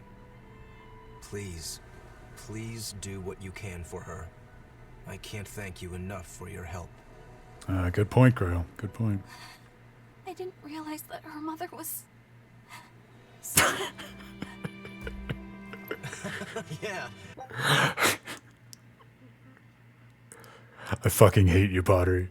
And I fucking hate that Aaron Terrible Fate is catching on, because now there's no going back from that, and I don't know what to do about it. It looks like her mom had a bit of a forceful streak with her, doesn't it? Nobody's a saint in this world, not even our own mothers. If they need to, they'll lie and use force. You do absolutely whatever it takes to protect your child. The resolve to protect your child. Well, Eleanor, have you calmed down now? Yes. I apologize for my behavior. So, what are you going to do, now that you've been asked by both Medusa and Kamoana's mom? I guess... No. I'll make sure she takes the medicine. I swear, she will get better. Do whatever you feel you need to. All right. Yeah, I don't think I have a choice anymore, Grail. Back to Kamoana.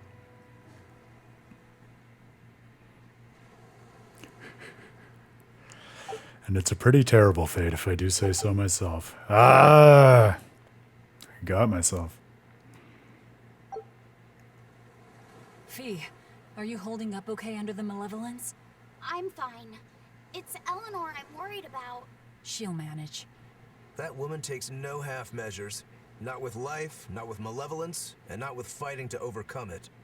She will get through this. That's just who she is. Yeah, you're right. The majority rule might have you beat Lightning, whether you like it or not.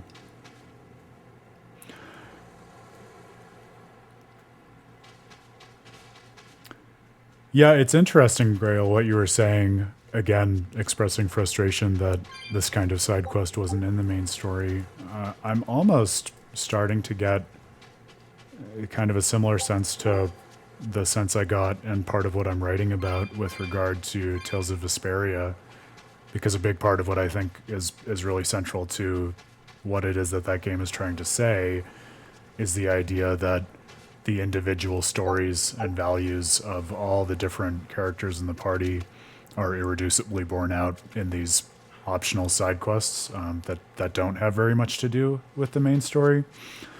And so I wonder, it'd be interesting once we're done looking at all of the particular like side stories for characters in Berseria to ask the question more globally of what is it that it's trying to say, not just about these particular characters, but also about their relationship with each other and this world, and how does that compare and contrast with another game that does something kind of structurally similar, but maybe for a different point, like Vesperia.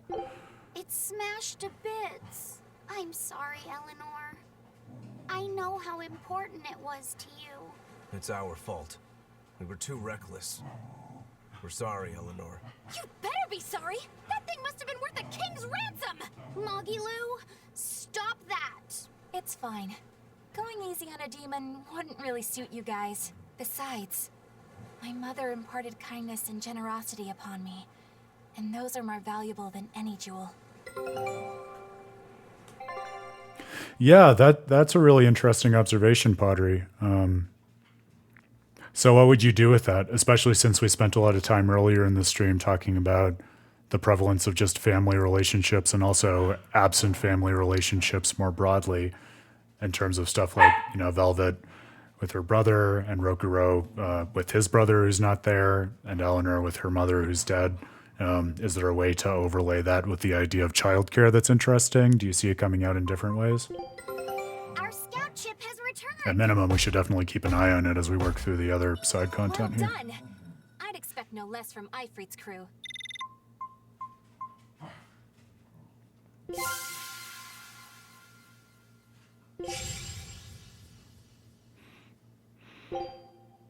You might even, I mean, it depends on how you want to make precise the theme that Potter's talking about, but I could also even see it coming out in the idea of like Shigure as a sort of like absentee older brother, where, you know, based on the details that we get about the Rangetsu clan, you might say, well, Shigure should have been a more involved big brother to Rokuro and kind of acted like a childcare provider or a dad or whatever you want to say. But that clearly wasn't Shigure's bag. And so perhaps that's part of why Rokuro ended up the way he was. Show him how Ifrit's crew can sail. Van quotes will get you everywhere, Grail, as you know.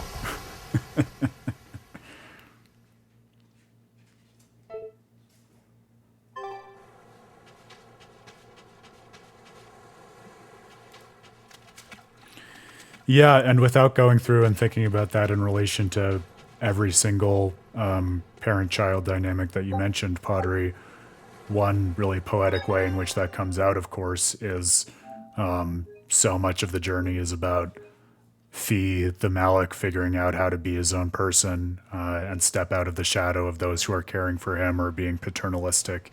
And then, of course, it's precisely through Fee that the world is able to get this blessing that allows everyone to have that opportunity to individuate themselves, the blessing of Mautellus. So I like that as a kind of poetic way of capturing one of the main arcs of the story.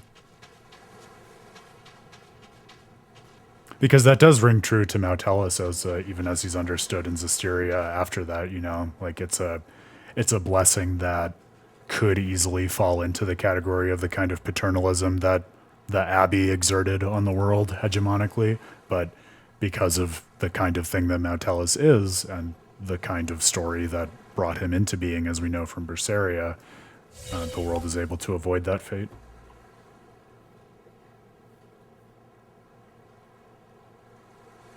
Now we go back to Mioshio, I assume? Yes, excellent.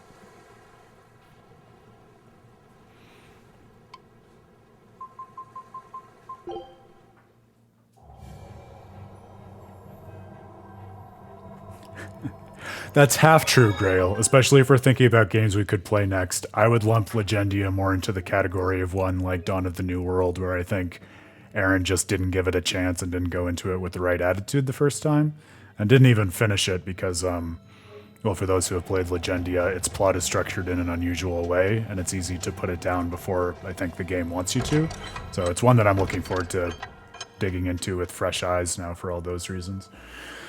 We are more than halfway through the stream, so while we are talking about potential games to play next, I will also reshare the ongoing poll of what the real-life JRPG party wants us to play next. It's not too late to make your voice heard if you haven't already.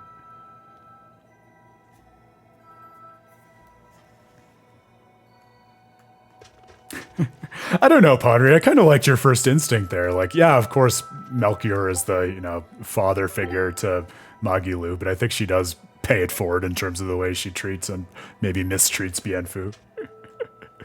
Bad news, guys. What? Are you molting?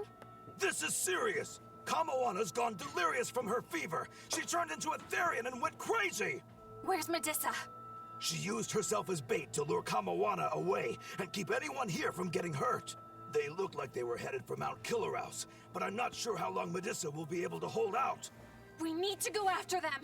Are you all right with me taking the lead? Yes. Go ahead.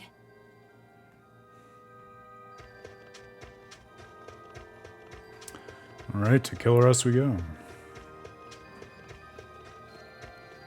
Tag up on a save point here.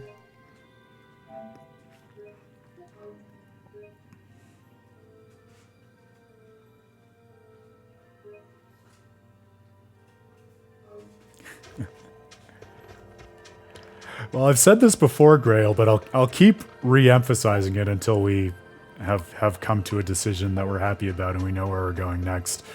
There's just a fun opportunity to have many different kinds of stream. Like, I think it could be very fun to do something like Tales of the Abyss, where it could almost be more of a like a study where, of course, we'd still have free reign to talk about whatever we wanted to, but I could kind of we could use the article as a kind of companion, and I could talk through stuff like, how I think about the story through the lens of Kabbalah, and how we can read what it is that we're going through on the stream as a kind of collective meditative act that we're undertaking, and the spiritual content of that,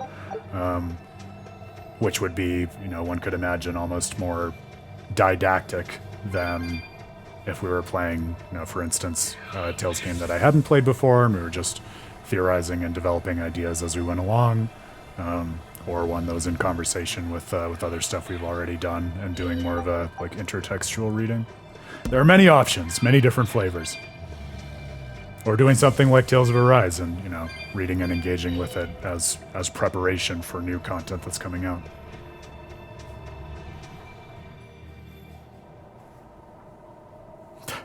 Pottery. You've already shown your hand. We all know what your duological agenda is with where the stream is going next.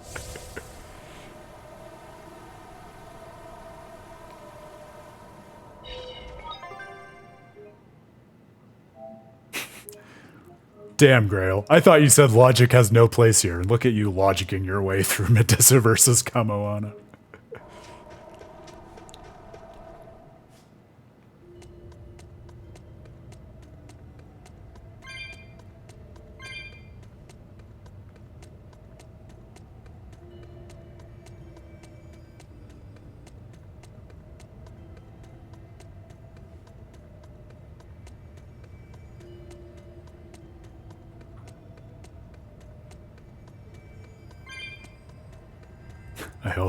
I think I said this the other day, but I don't think everyone was there.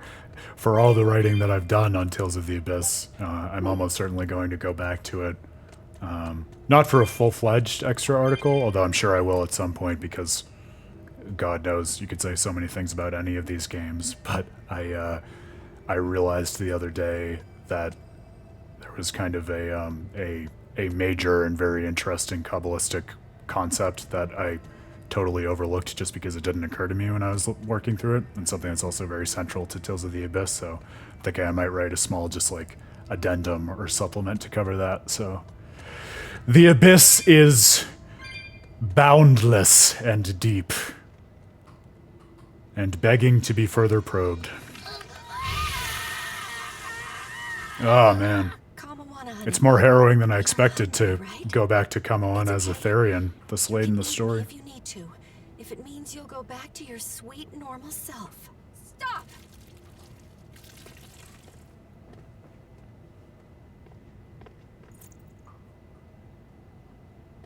Kamoana, I've got your mom's medicine right Listen, here. I love duologies, Padre, so it's not me whom you have to convince. It's true. Your mom heard you had a fever, so she sent us this medicine to give to you. I hate it! It tastes so bitter! It's okay. It's not bitter. Your mom figured out a way to make it sweet, just for you. I don't believe you! You're lying! Lying! It's true. Here, see?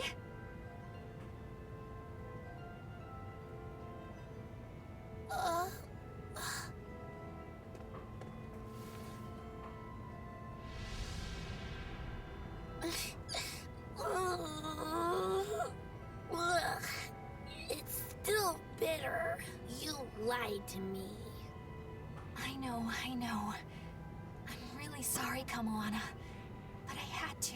I think that's an interesting question, Grail. And, I mean, I feel like, at least without further explanation in the world, it seems pretty intuitive and kind of heartwarming that, especially if you think about a lost and disoriented child Therian, like, they would be so bound up and consumed by their own malevolence that even if they're not a mindless demon of the other sorts that we see, they might lose touch with their sense of self. And so being brought into, like Pottery was saying, this kind of child care and paternalistic context of the party actually helps them to re-engage with and understand themselves, so much so that even if they become malevolent again, there's more of a sentience to it, which might be more painful at the time, but also, as we just saw, might make it easier to call them back from the edge of that malevolence.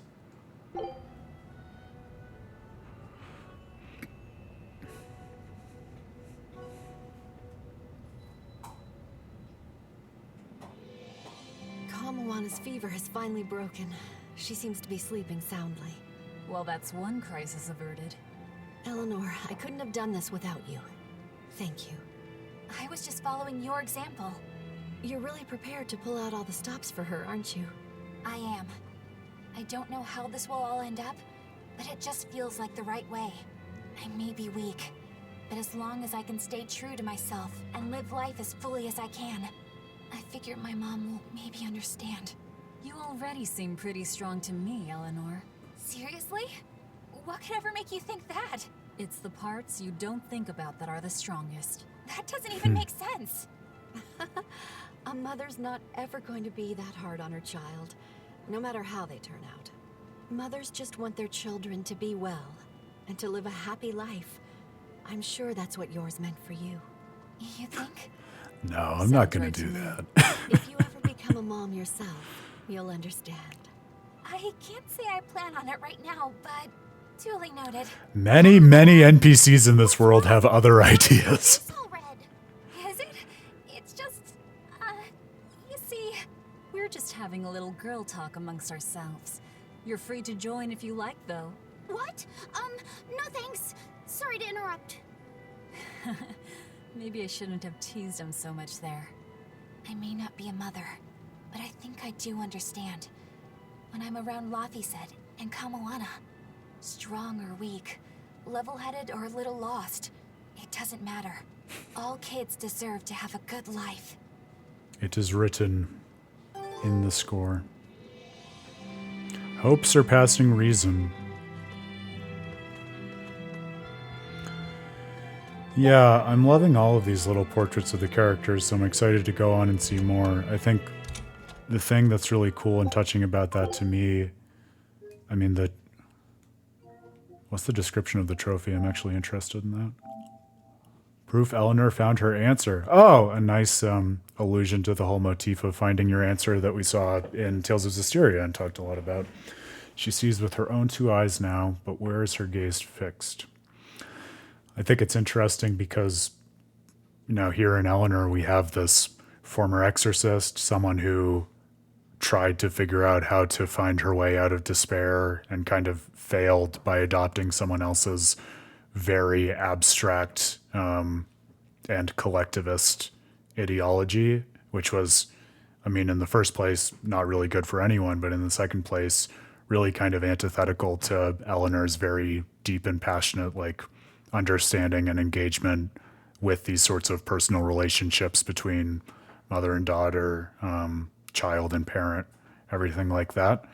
And it seems like, at least at first pass, the way that I read this in terms of her being brought back from her own malevolence and figuring out how to orient herself is like not throwing away the idea of idealism or duty, but taking on and integrating into her self-concept and how she sees the world, the more individual and family and emotionally oriented duties of, you know, what is expected by a child of the mother and what is expected by the mother of the child. And so being able to find a new ideal that more naturally maps to her emotional content and the way that she wants to be in the world as a holistic person rather than what the Abbey made possible for her. Yeah, I loved that.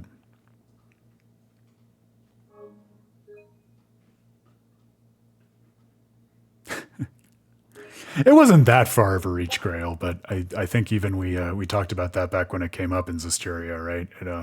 It's one of those things that I think I said at the time, it makes me want to talk with Dan about how those motifs are represented in Japanese, because it comes up in a number of JRPGs and those sorts of stories, the idea of finding your answer without ever clearly, you know, defining or expressing what the question is.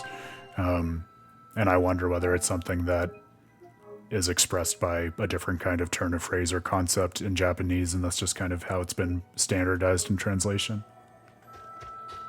I like it though. I mean, we talked it to death in Zestiria, and I think we got a lot of value about sort of orienting Soray's journey and the self-determination of the party members according to that motif. All right. I'm going to check. I think that's the end of that side quest. Yes, because we got the trophy. Fantastic. Okay. Where do we want to go next?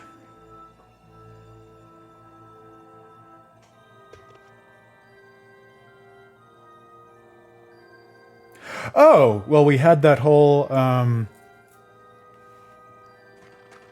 advertisement by Mordrum that we can go into the Earth Pulse and find out more about Ceres and Artorias. Of course we're going to do that next. Are you kidding me? Mordrum said a ball, if I remember correctly.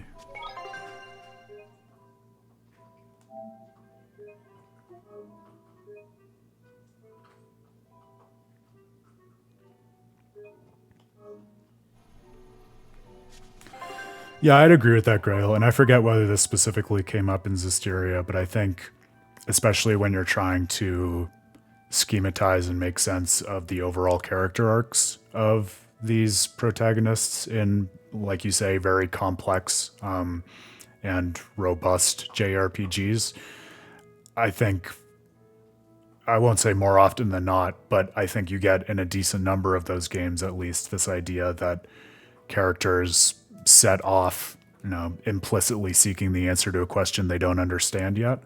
And so they don't really understand what it was that they were looking for all along until they find their answer. Take a look at this. That kind of poetic and spiritual pursuit, I think, is something that is oftentimes the bread and butter of JRPGs. Scout ship setting sail.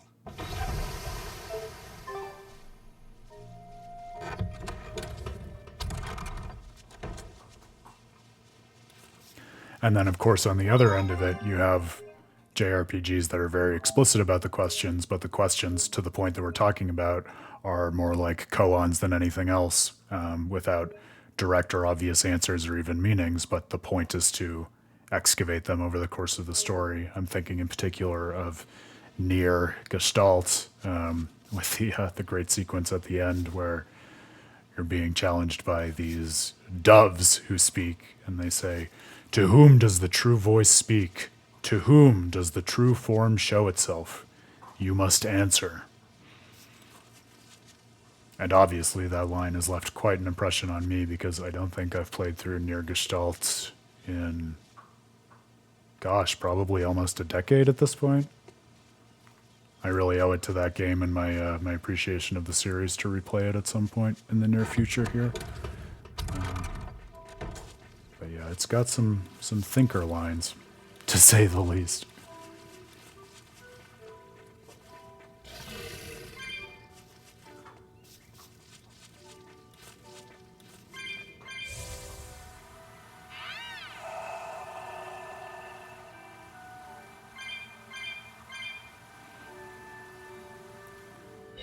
I hope this is the right way to go. I assume that if an Earth Pulse point were to open up by a ball, it would be back where the Advent happened. See, this is the problem with using a guide to go through side quests. Then when I decide to fly blind on one, I feel totally lost and out of touch with my intuition.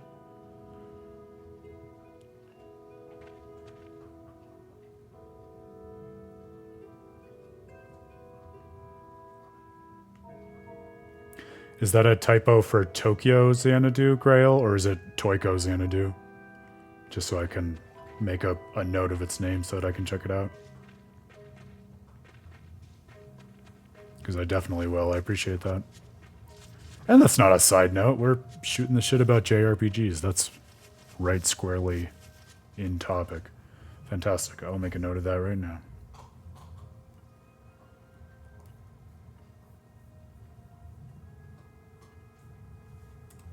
Great name, by the way, Tokyo Xanadu. I'm surprised that's one that I don't think I've heard of a single time, because I would certainly remember the name. That definitely looks like an Earth Pulse entrance. I don't sense Inomina here. We still need to be careful. We might have ousted him from the Earth Pulses, but the 4 Empyreans are in play now. If we want to learn anything useful, we'll need to go inside. Be ready for anything.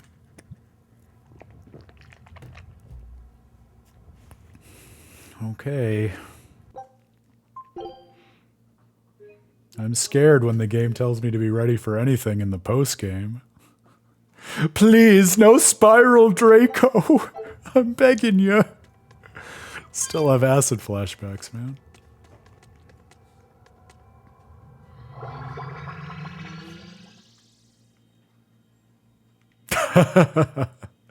Well, see, that's one of the many reasons that it's always better to ask for clarification beforehand, Grail.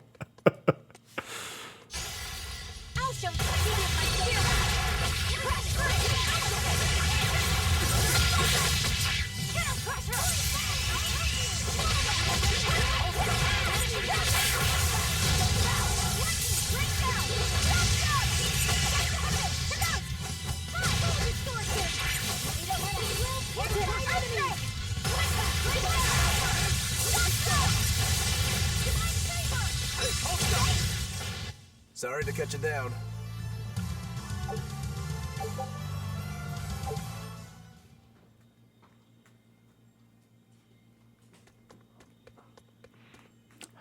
I love everything about it, except for it.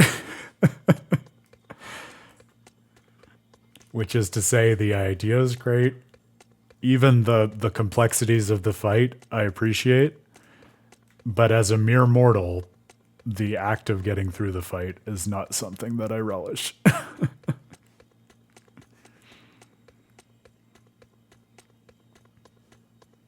I'm debating because like I said, I'm in Act 3 of Vesperia right now in terms of this study that I'm working on, which is great, and I'm loving it because, as you all know, and I charge you with remembering this when you see this mammoth that I publish, I really just engineered the entire study as an opportunity to write about Repeat, which will be in the third act. But I'm going back and forth on whether and how much I want to talk about things like Patty and the fell arms. So I'm not sure whether or how the Spiral Draco will factor into the article yet, but I have a feeling you might at least get a shout out. The thing that's interesting about it, and as I'm thinking about it now, I probably will say something, because a big part of what I think is interesting about seeing Vesperia and Destiny in conversation with one another is I think they're both very directly concerned with what it is to act on your own will and create a future that's not the mere puppetry or influence of something beyond yourself, but they have radically different relationships with the idea of history in terms of whether there is a definite history and well-articulated past that needs to be reconciled with the current state of the world, or if it has more to do with just seeing and understanding the present, and not really like looking to history as much to determine your course forward. And I think by virtue of what the Spiral Draco is and how it stands in relation to the rest of the story and content, it might be an interesting point of study for drawing that out. And with that, the oath is now formed. Ceres, take heed. I think that's certainly something you can argue, Grail, and that's kind of what I'm talking about. I think especially in terms of that lens through history. What you'll find though, and this is going to be part of like my editing process, it always is especially with really interesting and multifaceted and long, rich games like the Tales games, it's so much a question of recognizing like any and every element of the game is important to the story when the story is seen through a certain lens.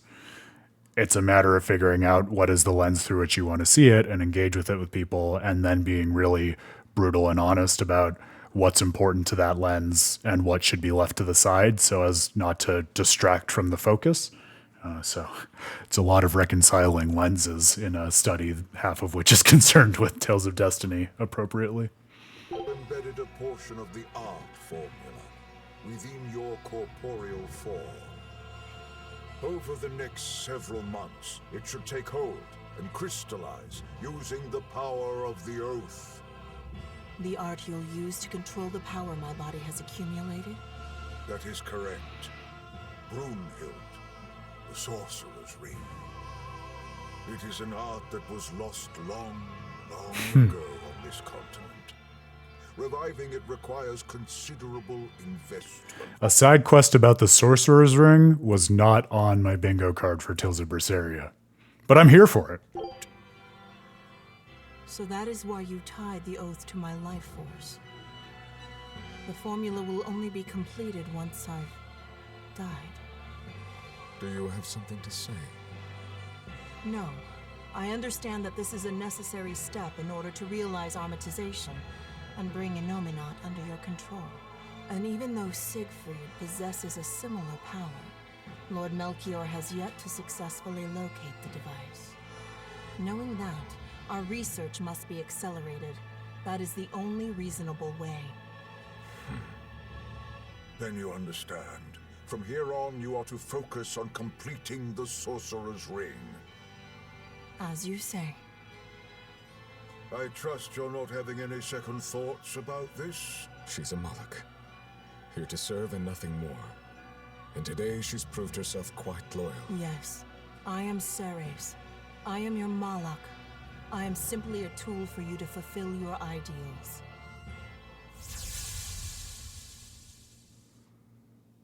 So Wait, what are you saying, Grail? I don't understand that comment.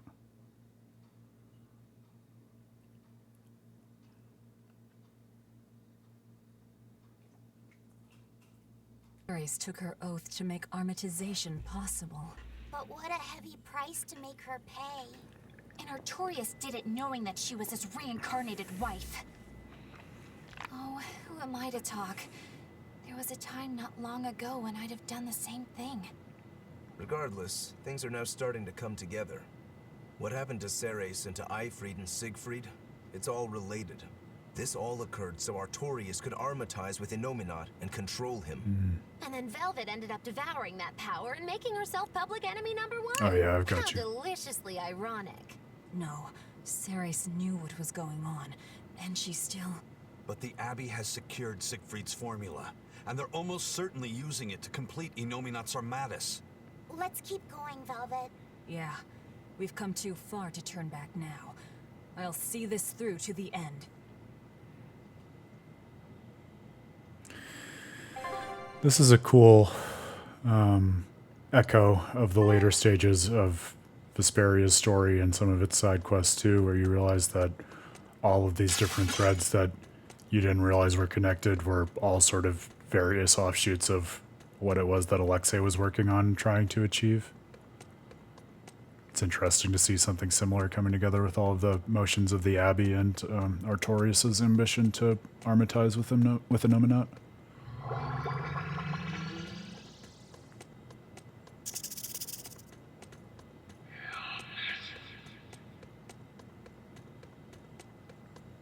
Maybe we should just go to the question, to the exclamation point.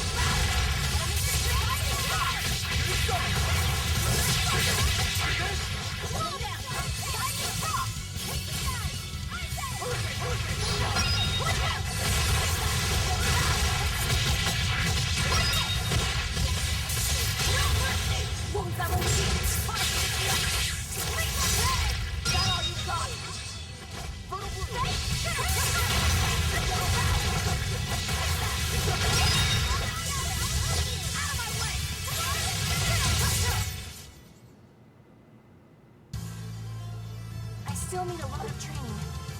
Is training hard? It's necessary, so no, I don't think so. Classic honor rolls. Cute. I don't think we'd seen that one before. I'll finish this now.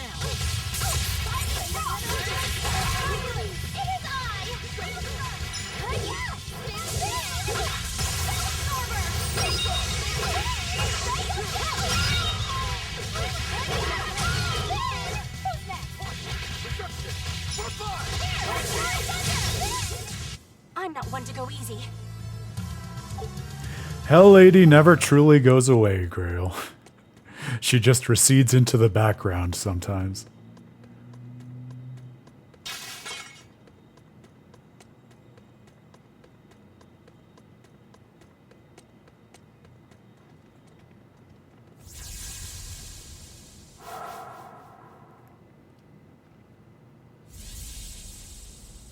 It's been a full century since Midgand reunited the fractured land. In that time, we've enjoyed a blissful era of peace and prosperity. But the world has also seen its faith and moral purity slowly decay, only to be supplanted by deep, profound sin. Things have gotten so bad that nobody has even realized that the four Empyreans now slumber. I'm entirely certain that demons will only become ever more rampant. Nothing can stop their slithering progress, Grail. Empyreans, demons, what are you talking about? I'm sorry. You shouldn't have to hear me grumble. You've already done so much for me. It's fine, really. You've seen so much of the world. Things that I never even knew existed. Yes. I've seen mountains spew flame, and lands covered in ice. I've crossed stormy seas, and ravines deeper than the eye can see. That's so amazing. Weren't you ever frightened? Of course. We are nothing in the face of nature. It takes so little for a person to lose their life out in the wilds. But in spite of the terror, those seas, the mountains, the forests, the deserts, they're absolutely breathtaking. And even in the harshest of climes, people still find a way to live there and carve out something resembling a home. I think I understand you now. How do you mean? I can tell you really love this world. Not just that, but all the people who live in it, too. That's interesting, Grail. It's definitely in the same spirit of a lot of the things they say. It would be really cool if it were a verbatim quote. I'm sure of it. Just remember that you're one of those people too, you know? You really should try to take care of yourself a little more. can't do anything right. How could I possibly learn to like myself? I believe in you, Arthur. I mean, my family and I are already quite fond of you just the way you are, no matter your faults. Thank you, Celica.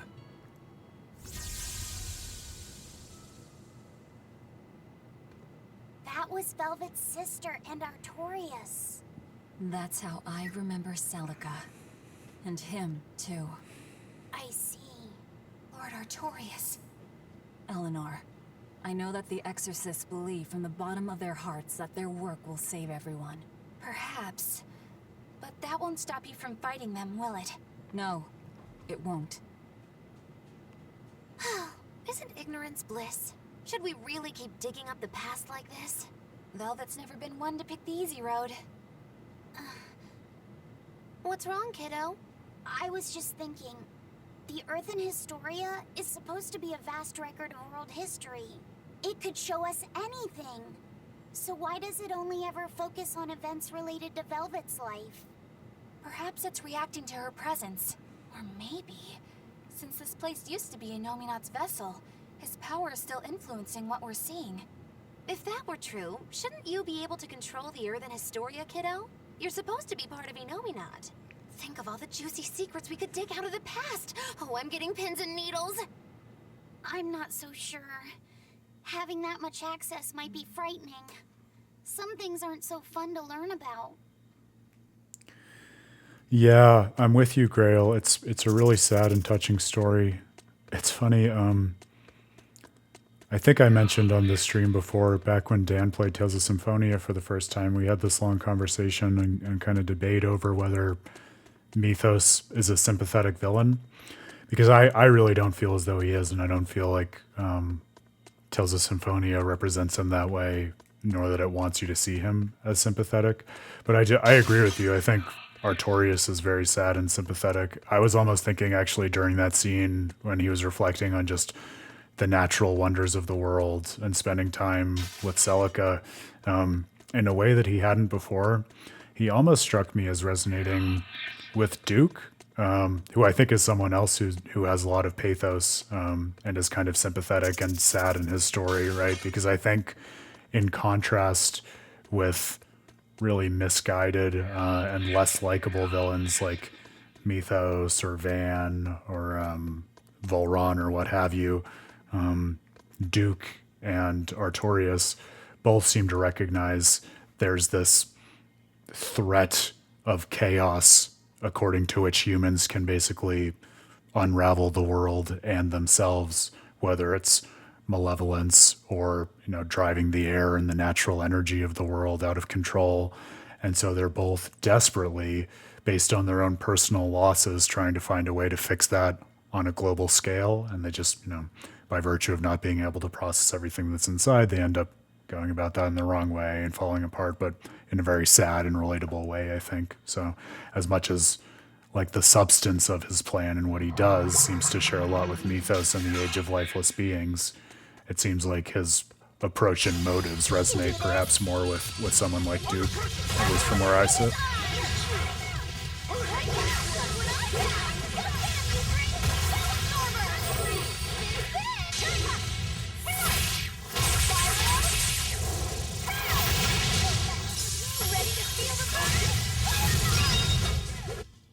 Yes, I know. I'm incredible. I wasn't going to say it, but...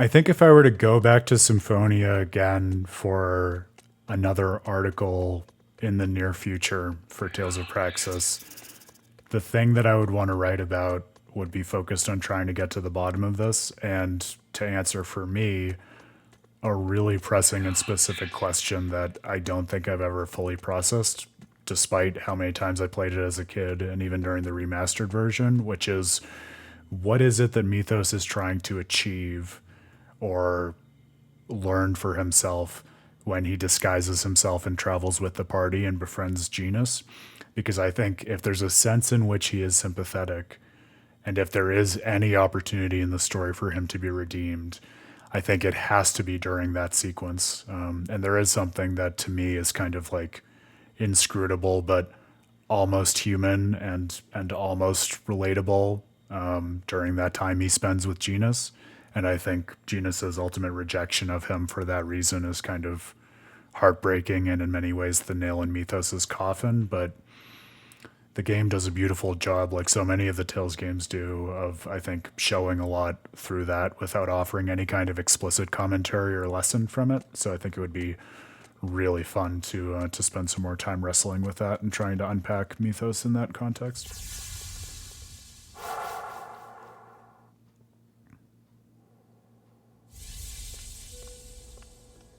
I hear that you've finally gotten your assignment. Have they given you a name yet? Moloch number 2. That isn't your name. Yeah, I think that's certainly a reading you could support with the text gray. You don't remember anything, do you? But of course you don't. You died before you were even born. But my memories, they came back. And these memories, they torment me. I can never replace them. And I can't undo them. I don't really understand. You don't have to. Just know that I was happier before my memories and free will reawakened. If I had one wish, I'd wish that you stay the way you are. You're going? I'm about to free someone who can kill the strongest Empyrean and the head exorcist. I suppose you could call it revenge. Against myself and against my past. Goodbye. Please, find it in your heart to forgive your mother when she failed to protect you. Wow.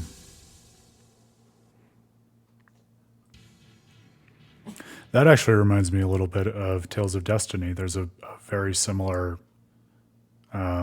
like side story with everything that happens with Mary the Amnesiac, where she has a couple of really interesting and understated conversations with Stan, basically wrestling with the idea of whether it's better to live with memories or live as if you only exist in the present with no access to who you used to be. Very similar to what Ceres and Fee went through. Wait, what? How'd we get here? This is the prison island! Probably by an Earth Pulse warp. I'll have to send for the Von Eltia to come get us. I guess I must have met Ceres at some point, but I don't have any memory of it happening. But why would that place connect to here? Well, I mean, this is an Earth Pulse point, isn't it? Ceres might have willed it to be somehow. What do you mean? Velvet is right. I think the Earth in Historia showed us that memory because Ceres wanted us to see it. Or Velvet and Laffy said at least. I think I understand. And I think I agree. It may have taken us all the way out here, but at least we have something to show for it. I suppose we can't complain. Yeah. This was worthwhile. Agreed. All right, let's get to the harbor. I can think and decide for myself now, but it's kind of nice. I feel alive like this. So rest easy, Mom. I'll be okay. Oh. Wow. I wasn't ready for Fee to call Ceres Mom. Man. Just such a quiet little conversation and such a huge outsized impact on the story and those characters. This game, I'm telling you. Really glad we took the time to do that. And yes, Pottery, just to right in the heart, exactly. To close the book on Mythos, I think that's definitely what is interesting to me about that as well with him and Genus, because I agree with you. I think it has to be he sees sort of the duality of himself in Genus between, you know, resenting humans, but also trying to find a way to live and coexist with them and everyone else. I think the question for me on a narrative level in terms of like Mythos' character and what it is that he's going through at that point is I've never really understood or taken the time to, you know, sit down and really work through my feelings on whether there's any sense during that sequence in which there was an opportunity for him really to be redeemed or have his mind changed, or to use your word, to really understand Genus. Because I feel like there's part of me that wants him to be sympathetic and wants him to have some kind of off-ramp available, but I just have never been able to buy into that. Just seems like he, maybe similar to what you were saying, Grail, about him making one wrong choice that just pushes him further and further into a hole. Like, he gets in his own way, even when it comes to the idea of redeeming himself. Oh, okay. I'm not seeing it. They usually show up on the map, don't they? The Code Red, I assume you're talking about a Code Red demon, right? Oh, there's a scene at the end, though. We can do that while we're here. Yeah, I'm not seeing any, so I assume that we did. Unless it's just hiding.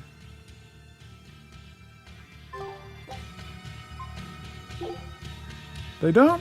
Oh, maybe just the local maps? So I've certainly seen the little red markers on the maps. But maybe it has to be on the same map that you're at. Well, let's do the end scene and then we can go from there.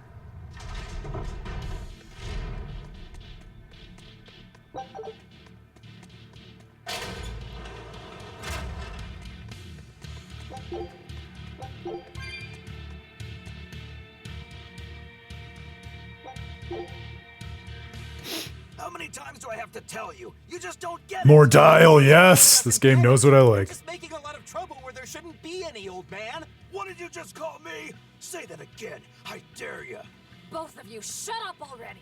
You're making so much noise that I'm tempted to devour your heads just to get some peace and quiet. Honestly, I find it odd how you pirates, who are on the same side, are always fighting. Yet you don't hesitate to rescue shipwrecked Abbey sailors who are your enemy. What's so hard to understand about that? You're treating your ally like your enemy, and your enemy like your ally. Seriously? You still have a lot to learn, apparently. What the hell does the Abbey teach you, exorcists? You talk all about going around helping people, but you don't know the first thing about sailing. Are you implying that the first thing about sailing is to help your enemies? I can't explain it to the likes of you. Benwick, you explain it to our esteemed exorcist here.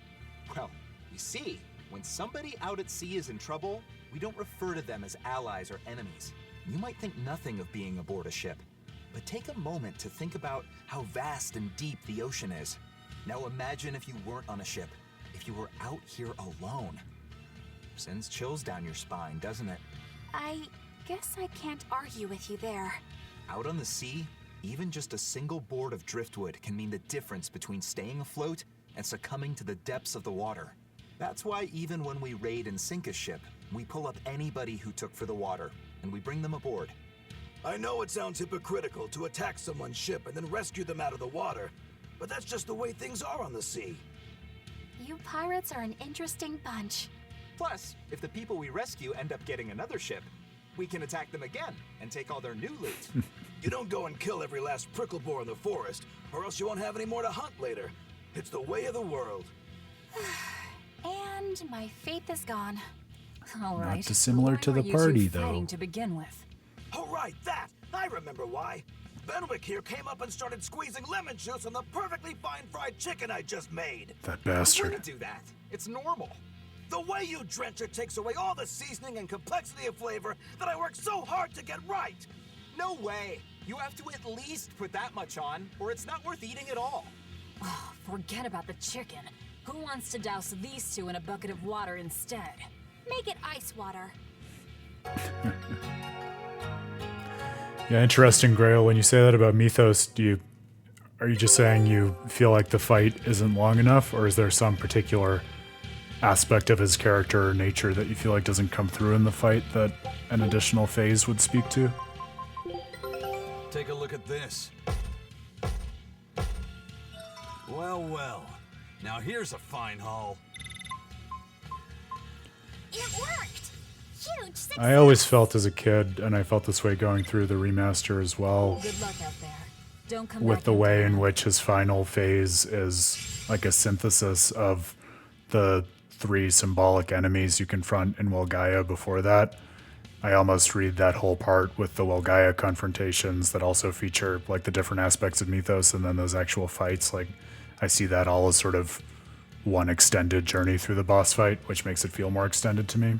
In a fun way. I feel like you don't get that in a lot of JRPGs. Although I suppose that could be interesting connective tissue with Berseria as well, because like we talked about with the embodied nature of the last dungeon, there's a sense in which the party's entire journey through that is a confrontation with a Nominat.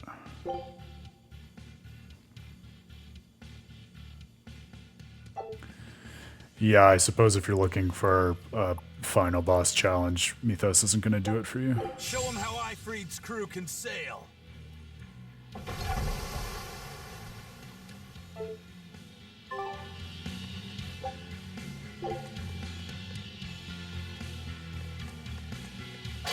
Yeah, I feel like they just relegate that job to Abyssion and Niflheim and leave it at that.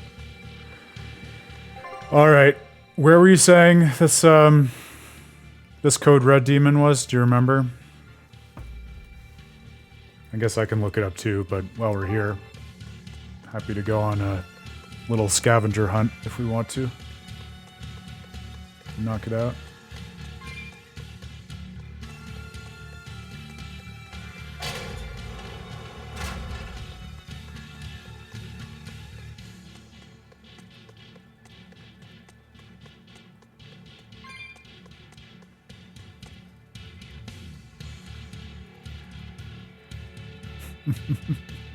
The crooning pirate. He's got to figure out some way to make money off this.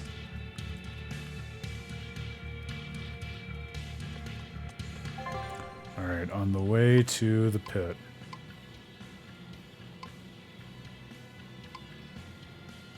Which is down there, right? Okay.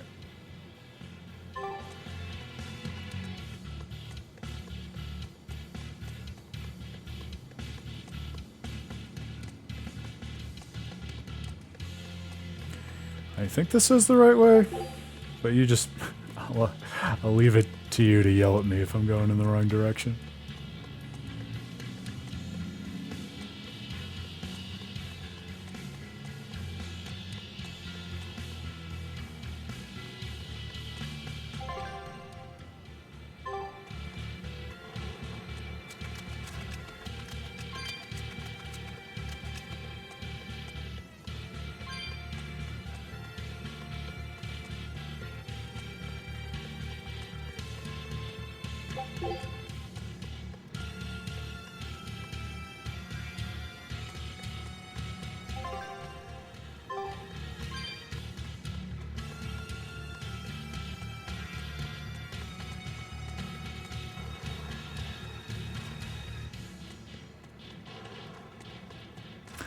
I don't know what it is about this prison in particular that just short circuits my brain.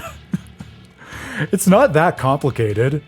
And Nominat's embodiment is definitely harder to figure out, and I think by the end of that, I definitely understood it better than this. The room to the... Like, what, did I already pass it? Is that what you're saying? Okay.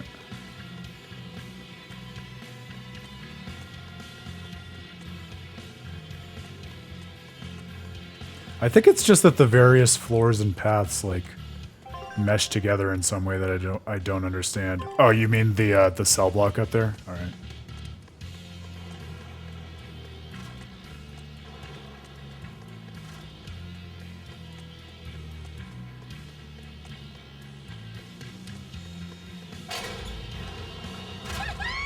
Ah, all right. Man, I get it, and I can see why it would be fun to go on a scavenger hunt for these, but to To have those little red dots not show up on the overall map is a little frustrating. Yeah, that would have been the ultimate salt in the wound if I'd already gotten this, but sometimes a plan works out.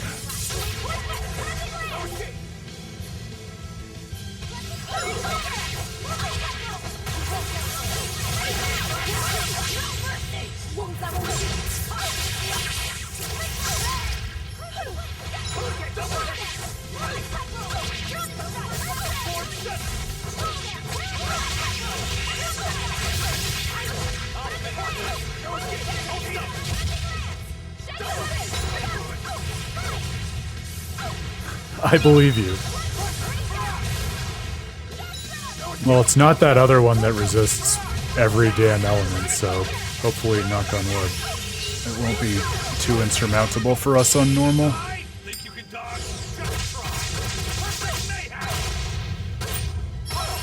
And I think we're at a decent party level now. We must be, what, I haven't looked in a minute, but I would guess maybe 65-ish. We did our whole long overdue equipment upgrade. What the fuck is that camera? What happened? Oh, there we go. Felt like I was back in Tales of Vesperia for a second there.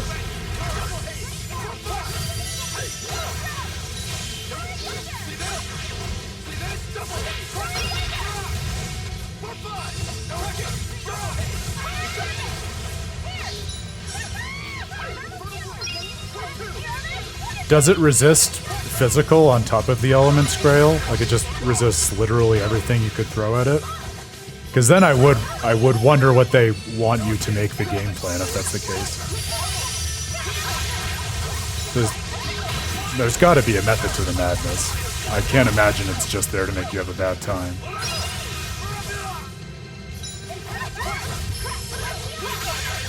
No, it's not the most open space in the world.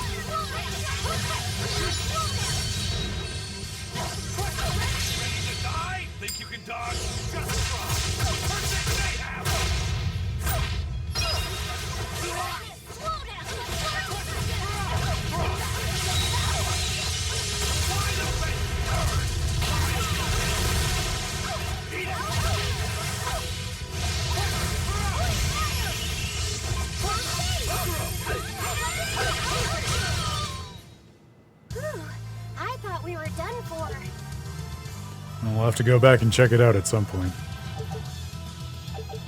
God bless. Another one bites the dust.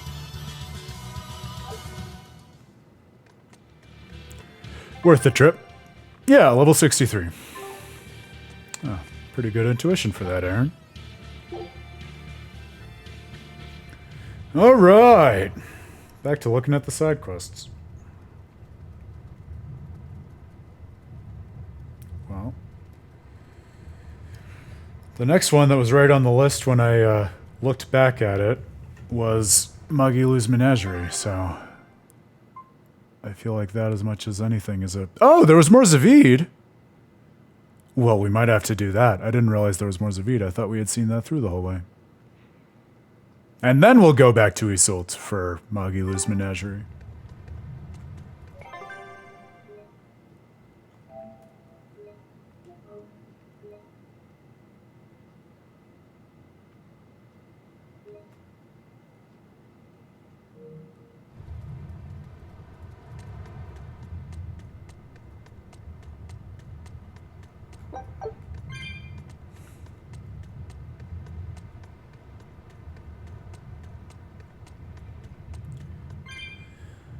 Yeah, I get where you're coming from, Grail. I mean, I think I would be more frustrated if the enemies were radically different in Berseria, given that it's the same world, but especially given the time difference and the difference in like the nature of these demons versus the Hellions that you then see in Zestiria, I feel like they could have gotten away with explaining more diversity if they wanted to introduce more diversity in the enemy types. And it does feel pretty samey after 2 games of this length with mostly very similar enemies. Eggbear! Eggbear, my love, where are you? That, where was that family of Zavid and, his beloveds. Was it Renede? All these names are blending together for me. It was not Renede. Was it Stoneberry? Tilson, yes, thank you. It was literally in the objective.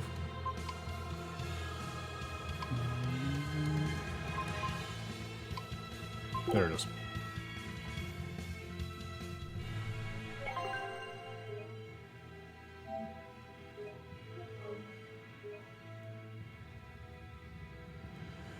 Yeah, Axe Speak will always hold a special place in my heart, but we wouldn't have Carol if we didn't have Egg Bears. So that's got to be right up there too.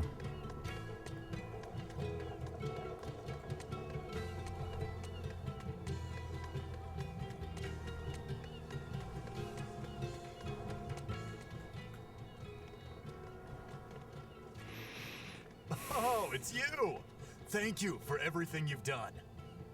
Has Cited been by since last time? Yeah, actually, he finally dropped by here the other day. Ah, it was great. We were all really happy to see him again.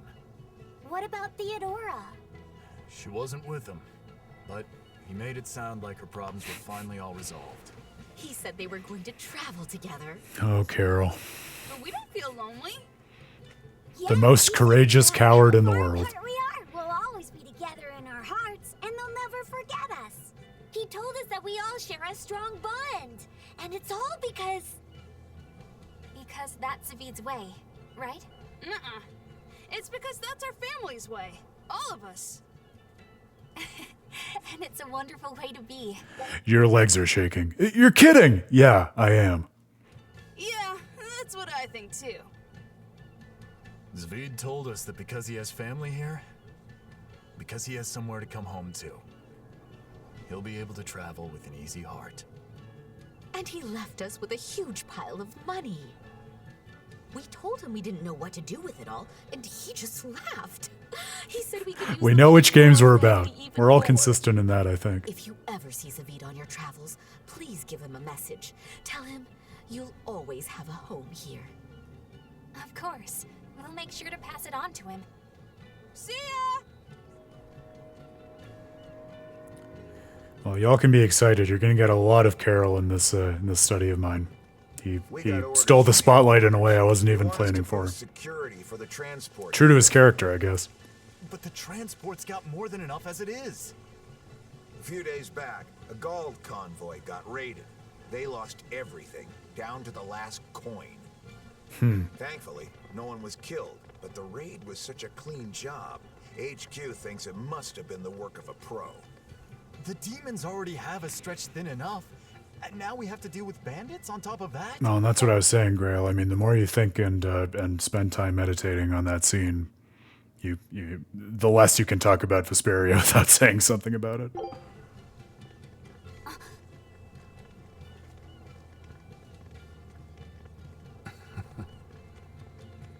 Oh, that was great.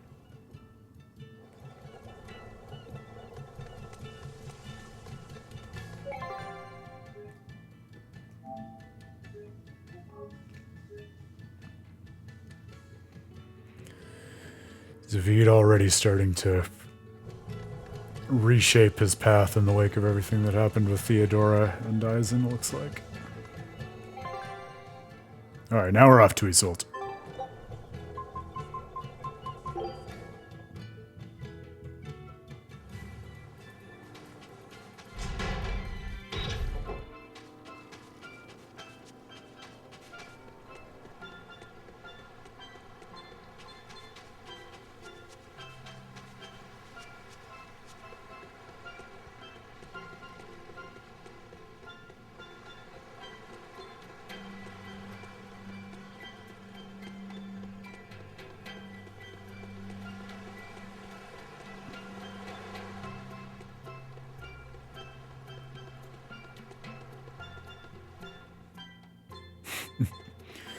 Yeah, God knows he changes a lot. There's no doubt about that.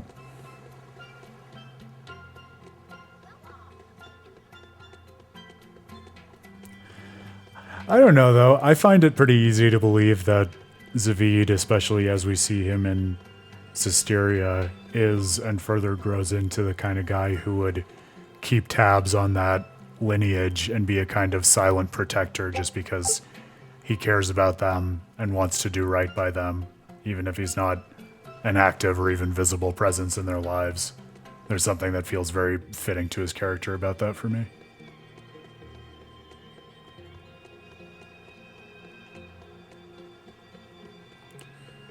But enough of the serious pathos. Let's put on a comedy act. I heard you guys found Terror Island. Is that true? Oh, maybe? Yes, First Mate. It was moving around, just like the legend says. I was deceived. We left a team on the island to track its movements. Then they'll lead us right to it. Excellent. We'll take the Von Eltia there. Aren't you rushing things a bit? We don't even know what's on the island. It's too dangerous. I'm aware of the dangers, but I can't abandon my crew on that island. You can grumble all you want, but I'm going. Ugh, yeah. I figured there wouldn't be much use in trying to persuade you.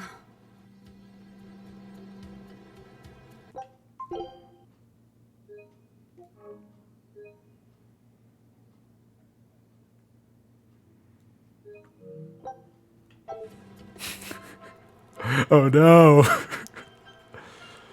They say that comedy and terror are two sides of the same coin. Much like acting troops and mobile islands.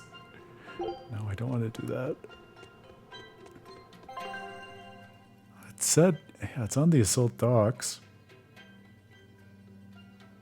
Which is where we are.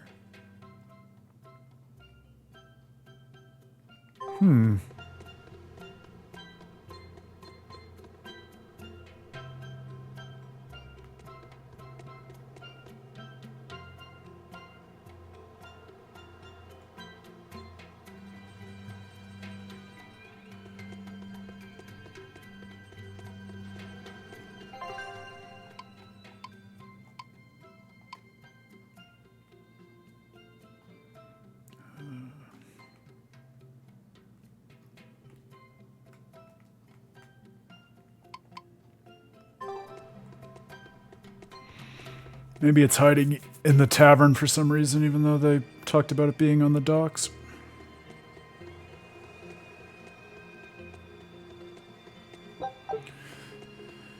Some of these quests are just hell-bent on slipping through my fingers.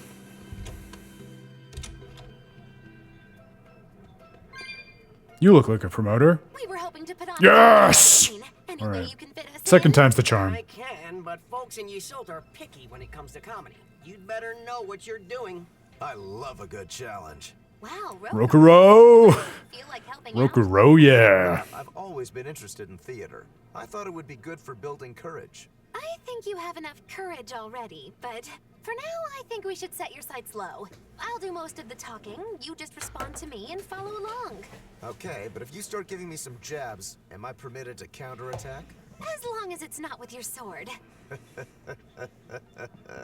That's not exactly reassuring. Let's get going. The most foreboding laugh in the world. Oh boy, I'm not sure about this one.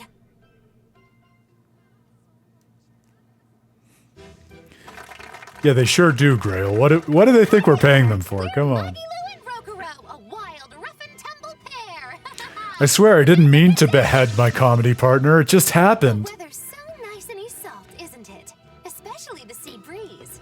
Speaking of which... Sea breezes are bad for swords. If you don't keep them polished, the salt will rust them. That's good advice for any sword enthusiasts out there. But anyway, doesn't the air make you want to eat seafood? Sashimi, fresh boiled fish on the shore, seafood bowls. This game's making me hungry again. Jesus. So delicious, but... And fillets, too. You can't forget those. Takes true mastery to be able to use a blade so finely. Every creature, not just fish, has delicious spots that make for perfect cuts if you know where to find them. That's kind of gross, but okay. Some seafood that tastes good looks downright weird, you know? You've got octopuses, you've got swordfish, you've got... Swordfish! Now, if there's one fish out there, I'd love to duel at least once. It's that... Rokuro's personality is sword and drink. I can do with these sudden wild tangents, right? No.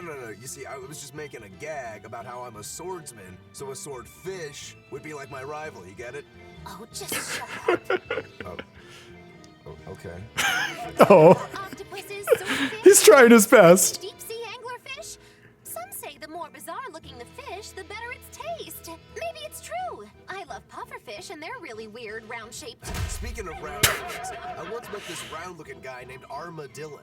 Armadillon! Never seen anyone so round before or even since. Lila has entered the chat. Anymore. You're a nightmare to work with.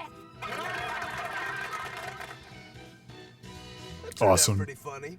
Yeah, well, I feel like our material could have been better. What's your take on it? I'll just say one thing. If nothing else, your partner was a convincing fool. I don't think he had to act much. Brutal. You think so? No, you're just a free spirit nobody can hope to control. Your attention, please. I know. I was going to say, I feel like that's one of the more responsive crowds that they've gotten. So if that's the measure of success, I guess Rokuro's the one to beat. I've tabulated the results, and I've come to the conclusion that you're all hopelessly unfunny. I'm sorry.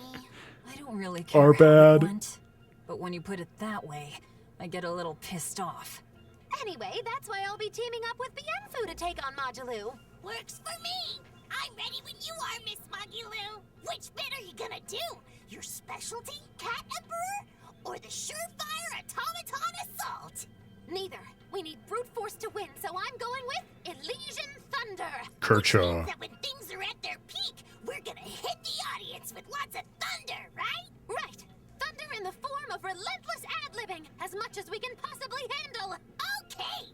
I'll scout out some local material we can use for our opening warm-up, too. Great. You do that. You two are really in sync. Couldn't you two just have teamed up from the start?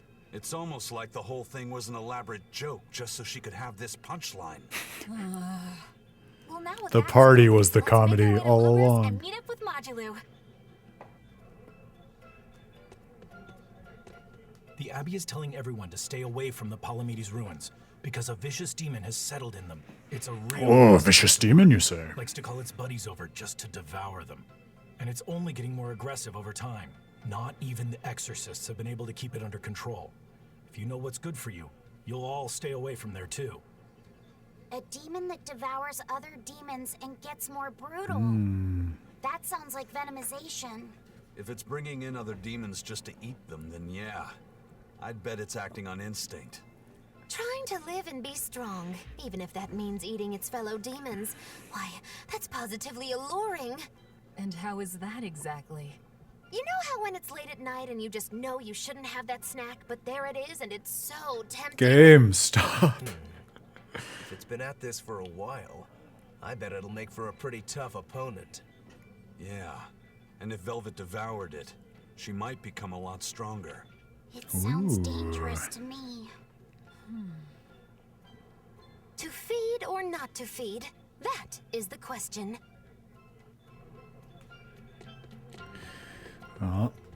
That has my interest peaked too. There's too much compelling side content. Help. I've fallen into a Tales postgame and I can't get up. First things first.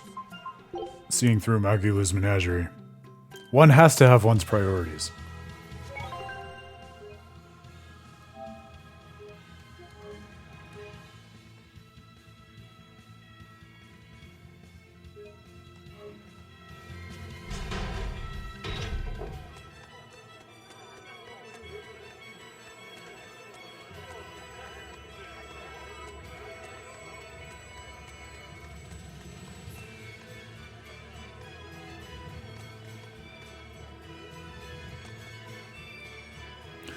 I know. Well, we were talking about that way earlier with just the totally different approach to in-skits and scenes, right? Where now it's a rare occurrence in this game to get a conversation at an end at all, whereas in earlier games, not only would you almost always get a skit, but oftentimes meaningful little side moments that developed new arts and things like that. That was another moment that I forget if I talked about it in the current version of this analysis, but I definitely at least use a screen grab from it. The great scene in Dawngrest where Carol meets up with Harry and learns his mystic art by honing his skills with the Dawn's Blade. Showtime, Magilou! Come out and face me, preferably unprepared. Magilou isn't doing any shows right now. Why not? Did she get scared when she heard that Bienfu and I were teaming up? Yes. No. Magilou and her teacher had a big fight. From what I've heard, it sounds like she's I love that pottery. You could say the same thing about Dawngress, too. So many of those old school inns. Kept going on about how she wanted a break from practicing. So, she's young. She probably just wants to go out and have some fun. Preposterous! If she takes even one day off, it takes 3 to get her back in form. Even so, shouldn't you at least hear her out? All I've done is hear her out. She mentioned something about wanting to go to the small grotto, but I wouldn't have any. Did you say Samal Grotto? That place is a nest of vicious demons. What? Vicious demons, you say? If Magilou really went there, then victory could end up being Just mine. sheer volume of inn scenes. I respect that. We have to go look for Magilou. It does set a certain context for a location. Lulu, no. We have to go save Lulu. Take a look at this. The real comedy skits were the Lulus we saved along the way. Good luck out there. Don't come back empty-handed. Show them how Ifrid's crew can sail. Alright. To Stonebury.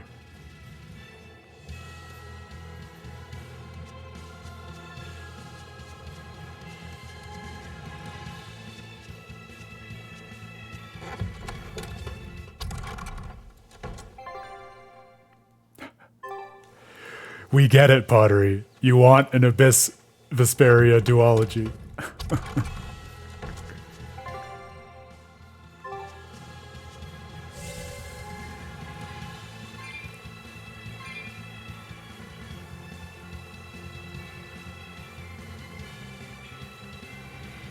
It would be interesting to do a comparison. I know we've talked about this before, but one thing I don't remember talking about before, which could be interesting too, is, of course, in a certain sense, Ion and the Dawn meet pretty similar fates, but my intuition is in terms of the impact that they have on the parties in the overall ecosystem of what the stories are trying to say. They hit pretty different notes.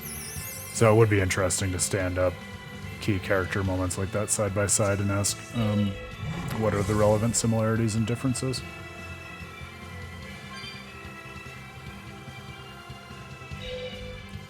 Cooler than Whitehorse?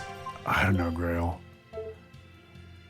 That's kind of like saying like who would win in a fight, Bruce Lee or Chuck Norris? Like, that's probably a dated reference at this point, but they're just so cool and interesting in their own ways. I feel like they're kind of incommensurable with each other.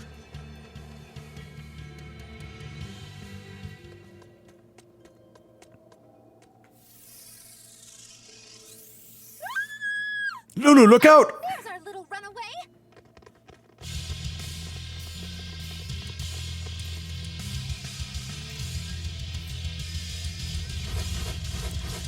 What an epic track for the conclusion of this very silly side plot.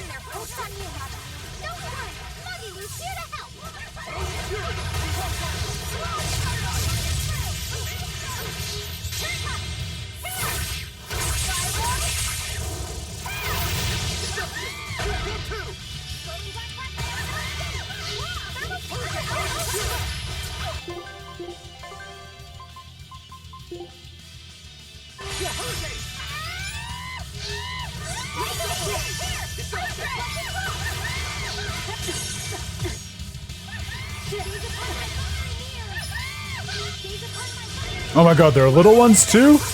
You kidding me? Why?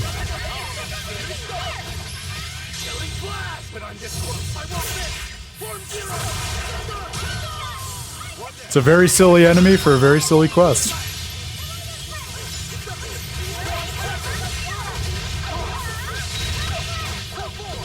At least it matches.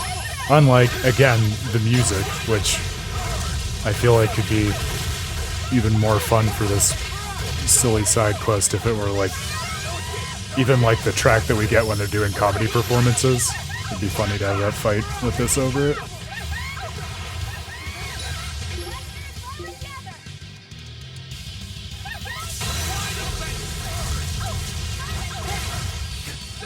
Wait, so help me out, Grail. Do you like or dislike the enemy designs of Berseria? Because it's really not coming through clearly to me.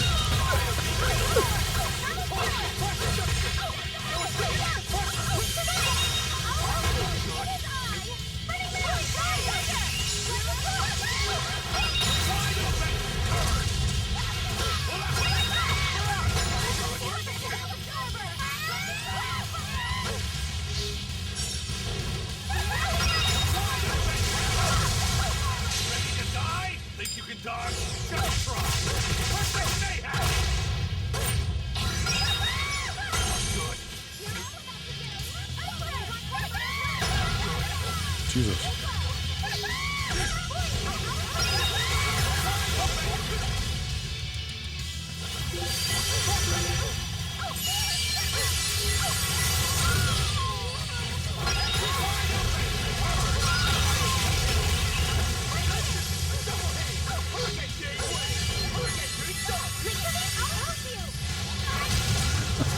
No, I knew what you meant.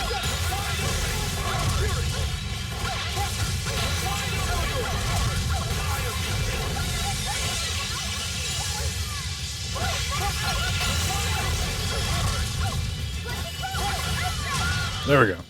All right. I thought we were done for.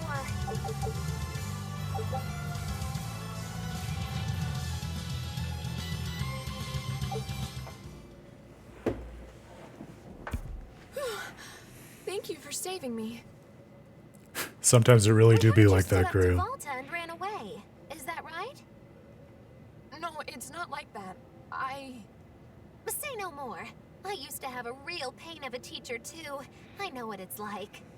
Teachers aren't good for much other than running their mouths and bossing people around. Yeah, fuck Melchior. They just try to pick out your flaws. They don't even see how hard their students work for them. Yeah. Volta wouldn't even listen to me when I tried explaining why I wanted to come here. He's always like that. All he cares about is dancing. He won't talk about anything else. It's just that sometimes there are other things I want to talk about. Huh. I hear you on that. Surely you can see you don't need to work yourself to death just to please that mean old man.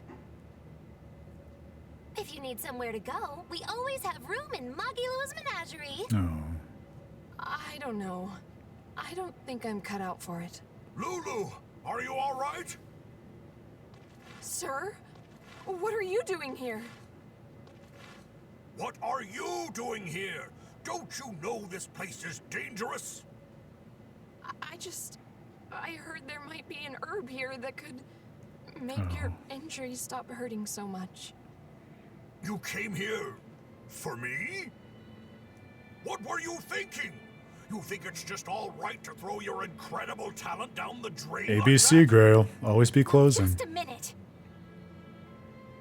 Lulu, the only thing I care about anymore is seeing you become the greatest dancer in the world. I know it's selfish of me. I don't mind if you hate me for it. Just whatever you do, don't waste your talent.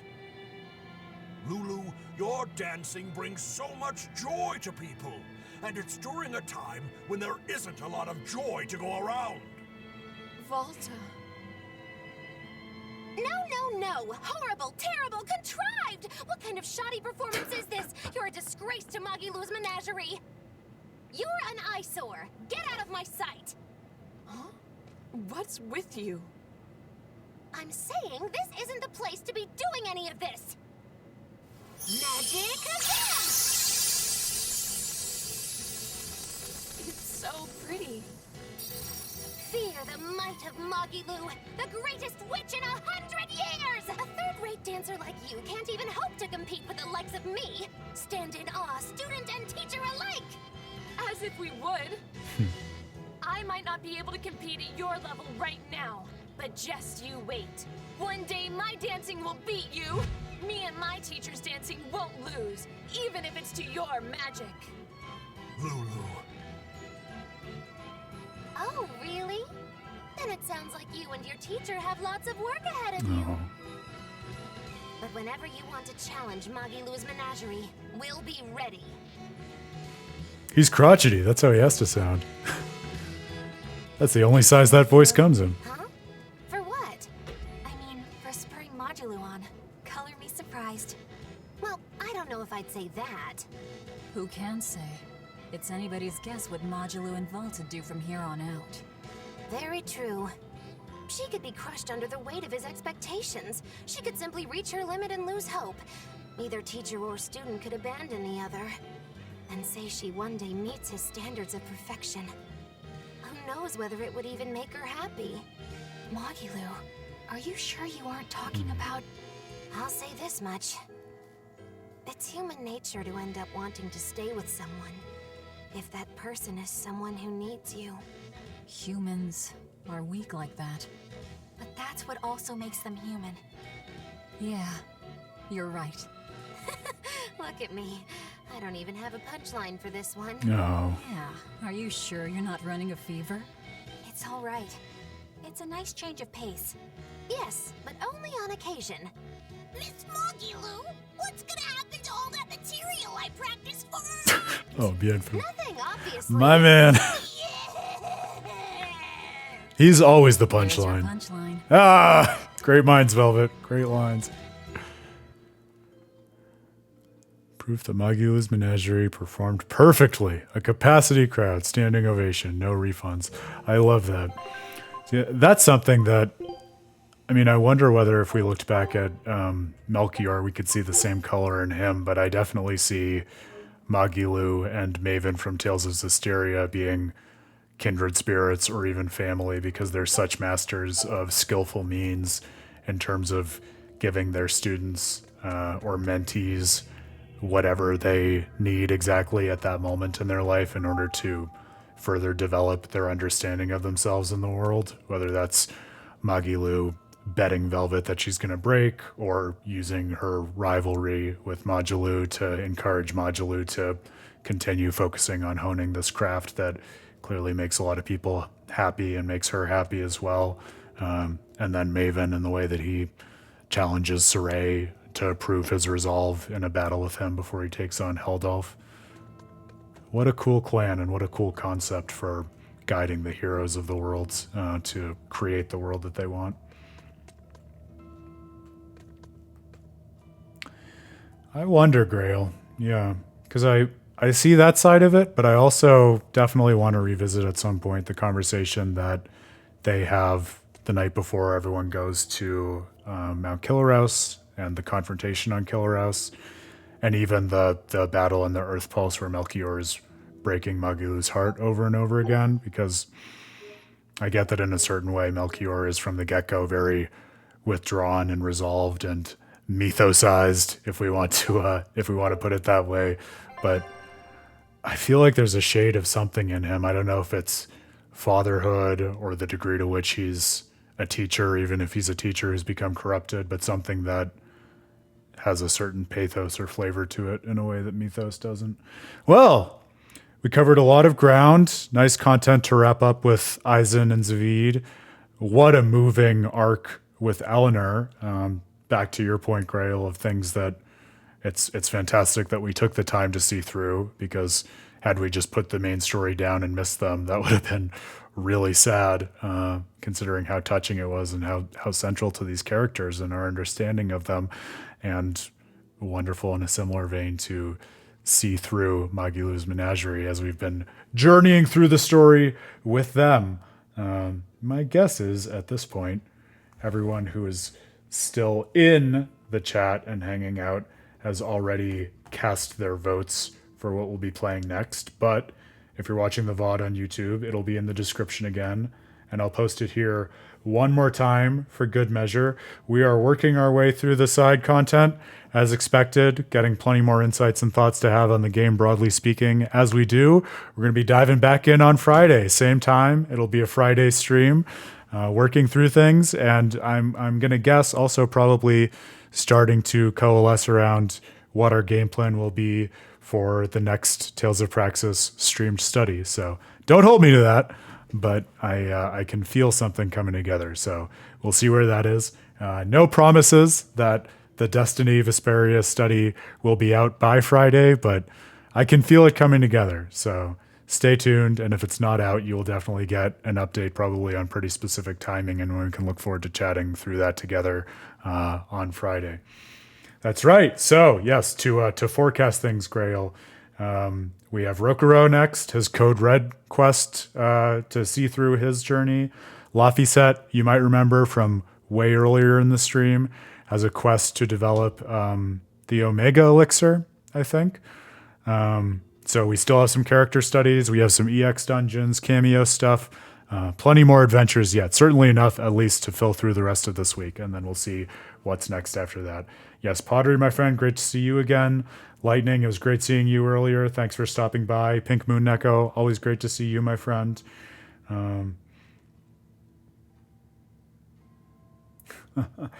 There you go. There you go, Grail. Yes, you can help to force the community engagement. I will say, yes, one of the most fun things is to see people who come in either from our written work through to YouTube to the Twitch stream, as happened with Grail, or people who just find us on YouTube and join the live conversation, as I think was the case for you, Pottery. So if you're just finding this, discovering it, engaging with Tales of Praxis, it's a good time to get into it because we're about to turn over with a whole new story. You can start from scratch with us and look forward to that. And to that end, if you are interested, be sure to cast your vote in the poll so you can be part of the real-life JRPG party from day zero. A pleasure, my friends. Back same time on Friday, 7 p.m. Eastern. Until then, think well, game well, and I'll see you again real soon. Next time.